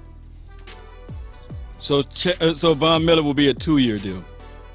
A I 2 think year. they Yeah. will because they 32. Both of them are 32 years old. You know Dallas ain't gonna sign nobody over 32 for no long term deal. It's gonna be 2. But just the thing on with the Chandler Jones, he had 5 sacks in one game. He had 10.5 sacks, but he had 5 sacks in the first game of the year. Okay, and after that, that's when it dropped down. You feel me? Von Miller had 9.5 sacks, and he went on a rage. He had 5 sacks at the end of the year. Each game, 2 sacks in one game, had 5 sacks at the end of the year, and then in the playoffs, he had 5 sacks again. Playoffs. He had 4 sacks in them playoffs, dog. I know. I ain't hating on no Chandler Jones. I'm not, because he nice. He nice. But I'm sorry. You got DeSoto. You got the Texas boy. You got somebody who said, I always wanted to come home. So to me, it means more. What I was telling you, Law, I feel like to me, it means more. If we're going to find a guy like that, because it's going to be more to him. This is my hometown. I'm playing for the Cowboys. I got a chip at Denver. I got a chip at the Rams. Let me try to go do the Triple Crown and get a chip over here. So I'm going to go all in and try to do something ain't nobody did. You feel me?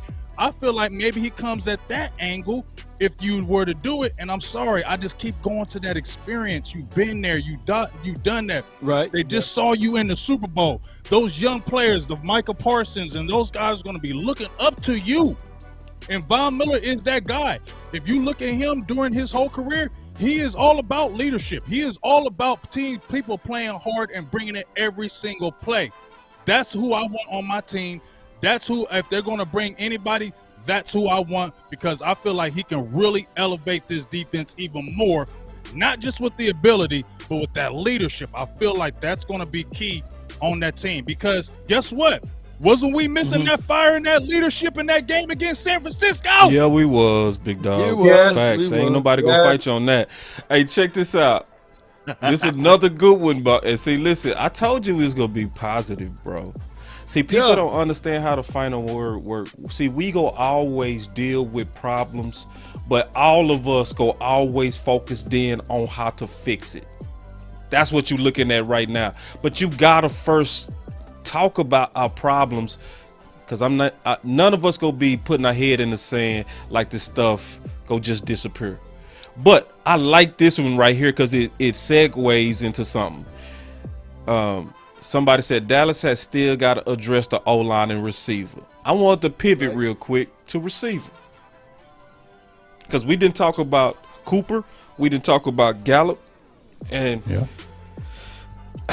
this is one thing that I know is going to happen. We know the history of our front office. We are going to get a receiver in free agency.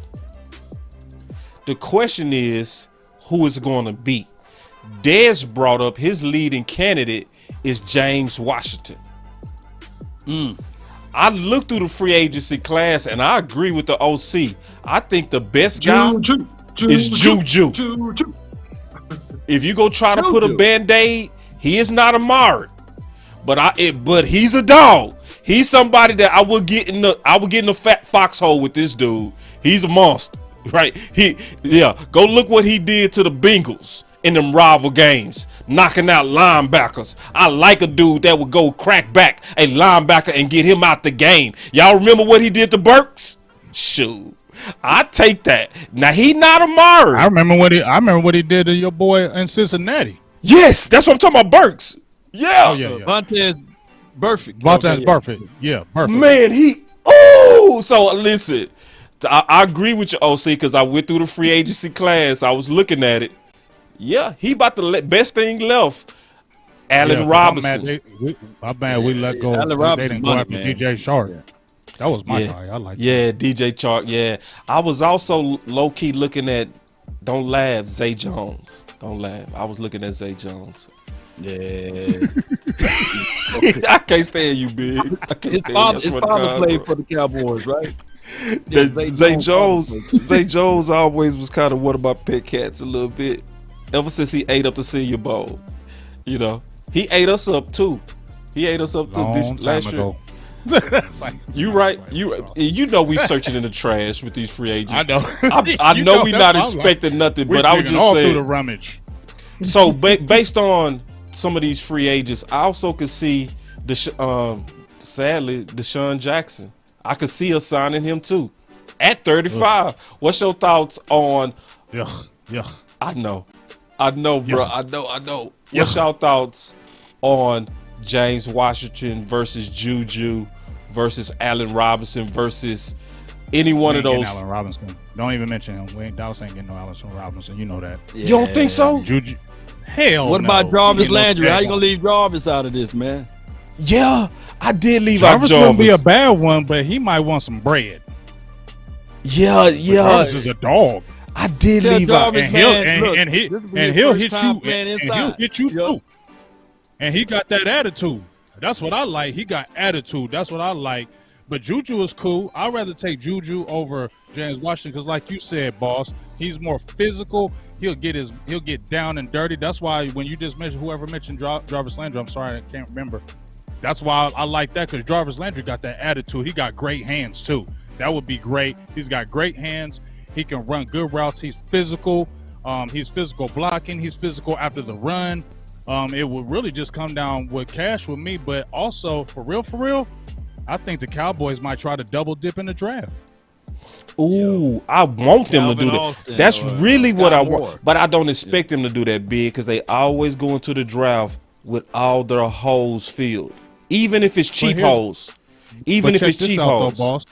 But check this out, boss. You remember you said that offense sells. What sells the tickets? What's going to bring the people into the building? The draft. You get two really explosive receivers. You going to tell me everybody ain't going to be going nutty? Oh, yeah. Super nutty. And I agree with you 100%. It just wouldn't match what they've done over the last 5 years. Right. But they could. They could go in there like we going to have a void and try to fill it in the draft. And in this draft, they can fill it. What's your thoughts? Yeah. Jarvis Landry deserved to play for the Cowboys right now, man. I think so too. I would like to see, man. I like to see. Why are you saying that, boss? LSU no, I'm feeling them. Right down the street from me. Oh, that's a good grunt. Oh, okay. I mean, I would love to see Jarvis Landry, man, because he got drafted to the Miami, went from Miami to the Cleveland Browns, man. Look, let's put some silver and blue on this, man. Ooh, hey, you talking about a dog too, Law? And you still go in the draft and draft the wide receiver. Of course, you don't fall asleep in his class, wide receiver, Yeah, no, I definitely feel Jarvis Landry. OC, you've been quiet. What's your thoughts on Jarvis Landry? But Jarvis Landry, man, is a good explosive receiver. Man, similar to me too. He's an Odell Beckham type. And so, yeah, man, he gonna make some plays for you and be explosive. I think that in the form of the Dallas Cowboys mode, although Landry will be a great pick, okay? So no shade on him at all. In light of the Dallas Cowboys mode in which you lost Amari Cooper, I think Juju is probably a better fit culturally for what the Cowboys like to do on their quote-unquote system. What I don't like is the ideal of about us just going all receiver in the draft. I'm not with that because there's too much pressure on young guys to come in here and to be productive for us to have a good offense. That's why my contention is that we get one of these free agents, just get a good one. You got the money now. Go ahead and get you a good one. Get a good free agent wide receiver, right, and draft a young upstart explosive type receiver in the draft. I think you should do both. So if I was the Joneses family, if I was looking at this and I was in control, I'm not. This is what I would be trying to do to solidify the offense. Because if you do all receive in the draft, and it's just my opinion, that, man, dude, it's either boom or bust. Because if these guys not ready, you know that CeeDee Lamb will get double teamed and he gonna get his head beat in until Michael Gallup get ready to play. And that's just what it's gonna be. And I want to kind of echo Law on Jarvis Landry, and I'm not fighting you on that, OC. But I want to echo Law. Law, me, you be on the same page when it come down to these boys, bro. Me, we be. Let me tell you why I feel you on Jarvis Landry.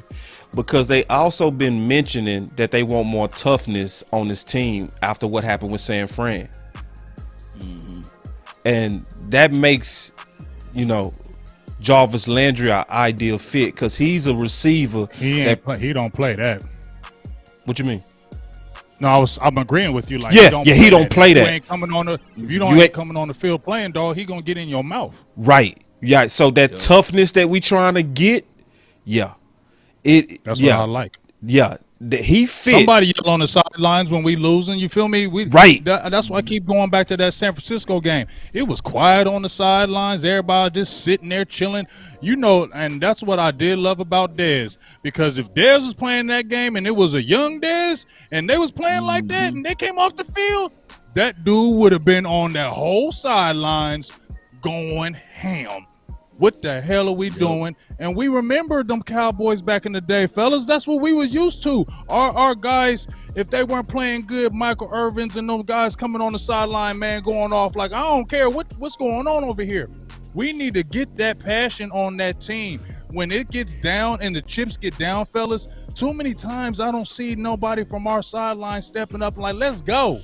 Let's go. Let's get this together, man. We just going to accept this. It just seems like they just accept it sometimes. And I don't know if that's just me, but it gets frustrating because I'm looking at it like, come on, y'all. Y'all been doing it all year. Now the lights is here and everybody quiet. Yeah. We need dog leaders. We got some dog players, but we need that leader just going to jump in there because to me, they was trying to put it as Tank, but he's not that guy for me. He's not that leader guy that we're all going to jump on your back and follow. Once again, that's why if we were to get players, y'all, if this would be a great, if we got the money, right? If you could slide a Jarvis Landry, maybe a Bobby Wagner. I know I might be talking crazy, smoking the good stuff, but if you could get Bobby Wagner and a Von Miller and a Jarvis Landry and then draft, I feel better because then got three leaders, three vocal leaders that are not going to accept. We're coming over here from other teams or we got released. We are not going to accept what we've seen before. We are not going to accept it. So that's what make me happier because this is what I'm going to say. We got to have coaches and players overcome the front office to get a championship.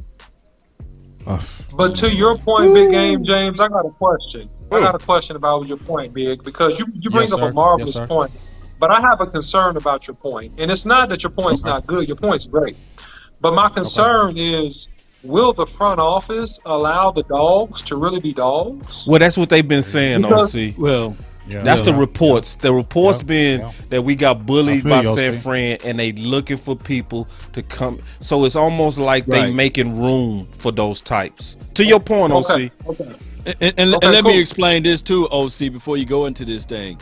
We got essentially CD Lamb is going to be the number one wide receiver in this particular system. And then the next wide receiver with the next experience is Noah Brown and Simi Fehoko, who's going to play a hybrid role that we just don't know how he's going to look, you know.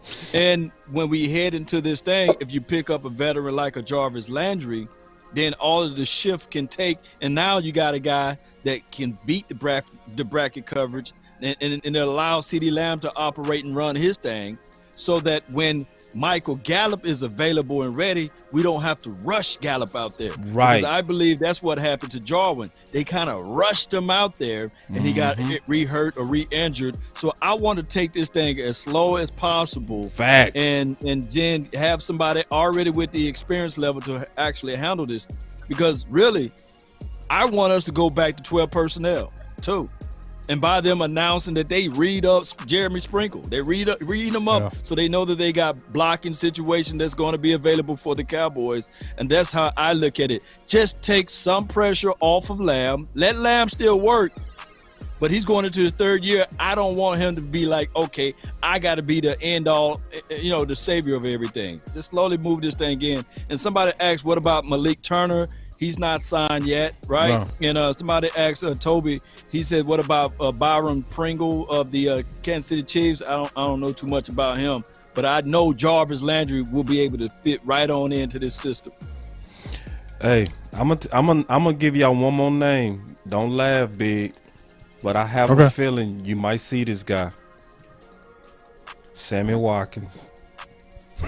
I ain't mad at that. That's a speedster. Really? That's a speedster. Really? Okay. I ain't tripping off Sammy Watkins because when they wanted to go after Sammy Watkins, I wasn't mad the first time. It's just what he was wanting money for, and I'm like, come on, Sammy Watkins, you know daggone well you ain't that guy. But bro, I wouldn't be mad at all if you got that. But I still, in my opinion, because he's younger, I know people were like, I still want that little bit of an older guy. Just what you were saying, where don't have all the pressure, even though you might be the number one CD. You can have a Jarvis Landry, one of them types that can really take the pressure off you and allow you to kind of play free. You feel me? Just like you were saying, boss, when you bought a Bobby Wagner, you got a green dot guy that allows Micah to be free. You feel me? Maybe you get a Von Miller on that front. Take some pressure off of D-Law, because if it's just D-Law rushing the passer and we ain't got another pass rusher, I'm concerned with that. You feel me? So each one of those players can take pressure off the other guys and let them maybe be more free if they were to go that route. But to OC's point, are they going to really allow them to be dogs? Even though they say it in the media, this is what they want. But when they get here, they don't allow them to do it. Real quick, before we get into the final word. Check this. So I'm seeing y'all comments. I'm seeing a lot of no, oh no, that guy. Oh, absolutely not. No, not okay. Listen, this is the only way we can do this. We go put up the whole list. How about that? Let's look at. So y'all tell me from this list, who would you sign that's available? This is on you, chat. AJ Green, baby. I'm playing. Exactly. There is nobody left that you gonna be happy with completely, bro. Every one of these people gonna have a flaw of some sort. Period. So yes, we can nitpick everyone. Oh, I don't want him. I don't want him. Look what's left. I'm sorry. We got rid of Maury. We don't have Cedric Wilson. What is left? Cole Beasley, baby. I think they did say that they would allow Mohamed Cole Sanu Beasley to pick a team. No, Sanu got beat out Sanu by been the guy. playing. He done played for everybody. My boy Jeremy said Odell. Oh hell no. Ooh. And I would feel you if it wasn't for that ACL. I would feel that one. But it's the I'll feel it too. But ACL in February. Now that don't matter. Gallup got it. Right, you got two ACL. Dallas love signing injured players. That way they can get a discount on you. Somebody say Cole Beasley, baby.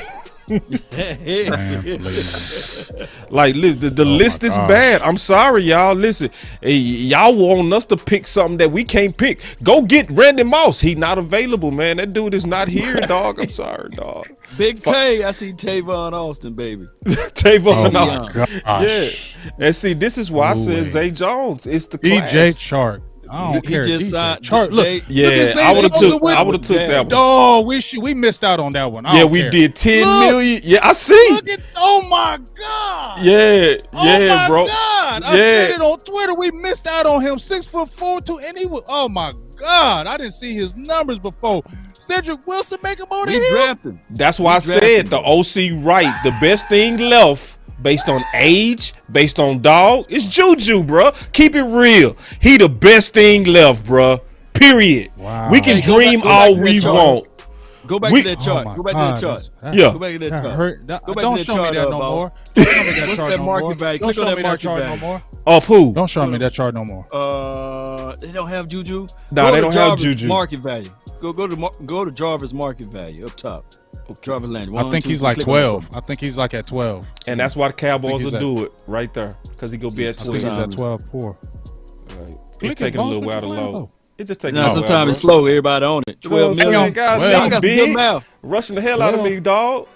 Go to this thing. Go to this right. Go way to the top. Oh, 2 year, 24 million. We got that, but go all the way to the top. All right. And go to click the statistics right there. Stats. Yeah. Right there. Bam. Let me see what we got. Don't rush me, dog. It take a second to load, big. Ed, I gotta Let them wait. Let them wait. It's talking to my son. I know it's being quiet on this one. I'm talking to my son. So he had a. I'm letting y'all sort through it, man. Let me see. Look at them drops. Well, he had a lot of drops at way back in 17. Don't you bring up no daggone drops. Don't you bring up no daggone drops, Law. Y'all just messing with y'all, man. 101. He had some targets. The thing you want to look at is the games he's playing. Is he missing a lot of games? Nah, he ain't missing, dog. You know, he good. That's okay, we, good. We need Good game. availability. He was durable up until last year. Durability. He was the man up until last year. Woo! It might be. I can see to where they can say Jarvis Landry fit. If we saying we trying to get 2 tougher, years. yeah, 2 years. I see us doing that, 2 bro. years. I really do. Happen. Yeah, I see us Make it doing happen, that. Baby Nuts. Straight up, Make it baby, happen, yeah, baby nuts. nuts. Jones. Yep. Get it out there. What he got on his head, man? What he do? He Drop paint him his like head, it's hot. Joe? Yeah, that's some purple dye, bro. That's I don't know. You know, he one of those You know new he age wild. guys. He new wild. age. Him and Odell, they boys. Yeah. They boys. Okay. They cut from the same cloth. Straight up. Yeah. Oh, somebody said check out Allen Robinson. Why? No, don't check him out. He's 16 million. I already checked him out. They're not getting him. They could though, Big. Let me tell you why. They're not. Listen, not. I'm gonna tell you why, Big. Break you it gotta down, listen to me first, big dog. Okay. This is why they Okay, but could. they're not Because doing remember they got rid of Dez, and Sammy Watkins was gonna cost around 16 million, and that was 3 years ago. So if they can get, I'll give you that one. I'll give you that one. Okay, all right, I'll give you that. all right. I'll give you that. So that's why I think it's a chance. It's a small chance, and Happening. Still ain't happening. And this is how they would sell it, though. This is how they would sell it. Well, we needed to get a guy that's gonna actually acclimate to our system better than Amari did. No, because they were like, no, man, you wouldn't have gave Gallup. If you didn't sign Gallup, then it would make more reasons to sign Robinson here. Yeah, right. Well, it still makes sense a little bit. I'm gonna say why I think it makes sense, Law. Robinson gonna want a payday. You don't know that though. Well, you know he wants. He don't really have a lot of leverage because his production, because of bad quarterbacks, was kind of. What's my button? But still he turned up with bad quarterbacks. Let's stroll down a little bit more, boss. Let's see who he comparable to as far as the other players. Keenan Allen, Tyler Lockett. No, go back up one bit. Cortland Sutton. Okay, that's what they comparing his production from. So he's right there with Robert Woods and all of those boys, huh? Yeah. Keenan Allen, Tyler Lockett. Okay, same age, salary wise. Okay. They might not. They might go to the bottom barrel of the trash, like Big is saying they likely will. Or they might go to Allen Robinson to try to say, see, we got us another number one that fits our system. Not quite like Amari. But let me say this right quick. For those who talking about Deontay Harris, he was one of my guys. But the Saints, I have to put this out there for the Saints because they crazy. You must be out of your goddamn mind. The Saints put a tender. They put a first. I think they put a first and a second round tender on Deontay Harris. I was like, oh heck no, man. They crazy. Nobody gonna do that for him. Yeah, man. Nobody. All right, so final words. Final words. All right. I'll kick it off. Okay. Today was epic. It left the company men with no excuses. To look at the coach of the Dallas Cowboys and see that the chickens have come home to roost on the treatment of players. I think it's obvious that we're in a new regime. I think the Stephen Jones regime is totally different than the Jerry. Stephen is more of a capitalist. He's more cutthroat. And I think he's a little bit more delusional. He thinks people don't have memories. He still think you can tell people, yeah, if you give us a discount, it's going to pay for it later. And then it never gets paid for, and people don't remember that you didn't pay your debts. So it's eye-opening to see how many people in the media that was very actively speaking against front office. I've never seen it like this on Twitter. For the first time, the social media and the podcast people who are usually called the conspiracy theorists, we was able to sit back and watch them say all the stuff we've been saying for years.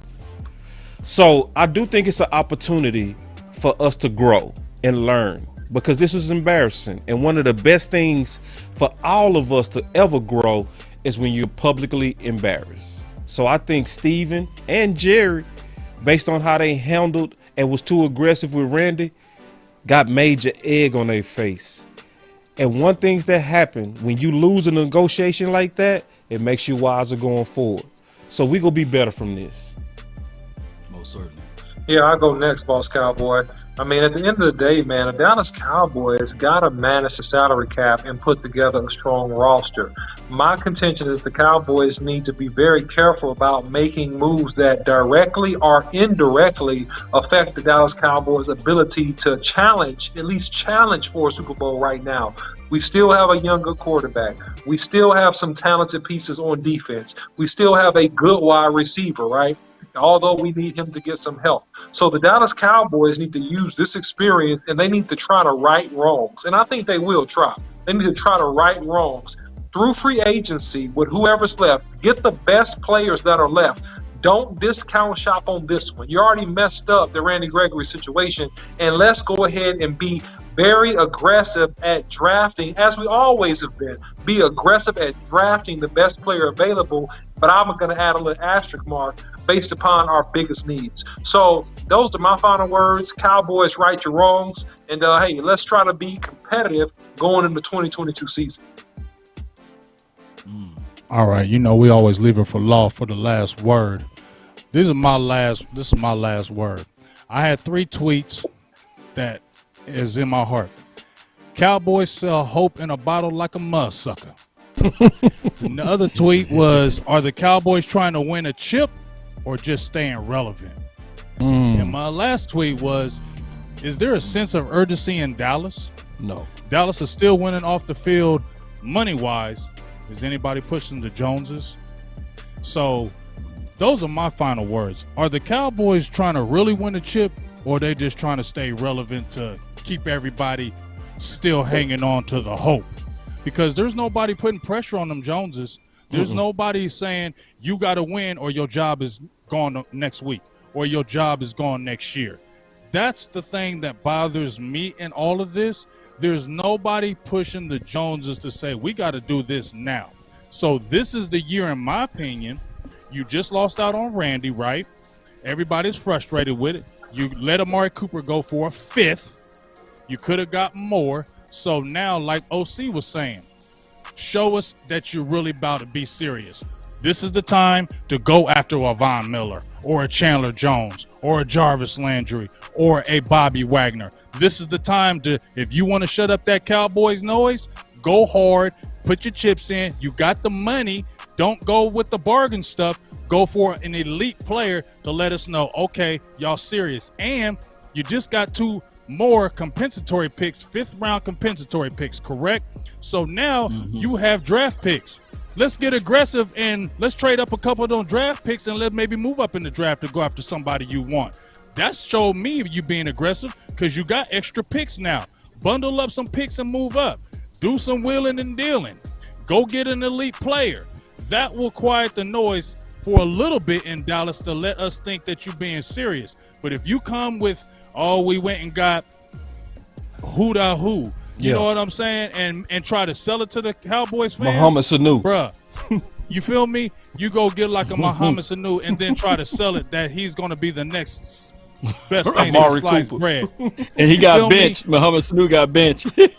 Y'all feel me? So that's where I want to know. Are the Cowboys really serious, or y'all just trying to stay relevant?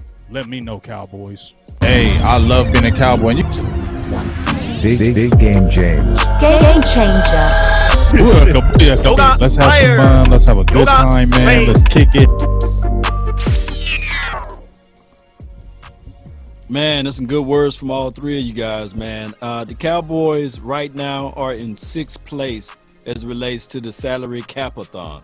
There's only 6 other teams with more money than the Cowboys. Right now, the Cowboys got $27 million left to spend. And this is the thing. They can literally go out there and get any, flat out any guy that's available now on the free agent market because everything died down. The price of the player is going down as well. There's 3 positions, just like the stock. There's 3 positions in this thing. Either you can go long, go short, or stay put. And that is what the Cowboys can do right now at this point. Now, if they gamble a little bit and wait until the draft to go pick up another wide receiver to help this team out down the line after you made your draft selection, there's no problem with that. This offseason, like David Cantor said to 105.3 The Fan, the agent for DeMarcus Lawrence said this offseason is long, and he don't see the Cowboys being far apart from the LA Rams. But one thing that do separate the Rams from the Cowboys was this part right here, the offseason moves plus coaching. So regardless of this, the Cowboys got to get their head out of the sand and make something happen. We all waiting. Everyone have a reason, but results are what matter.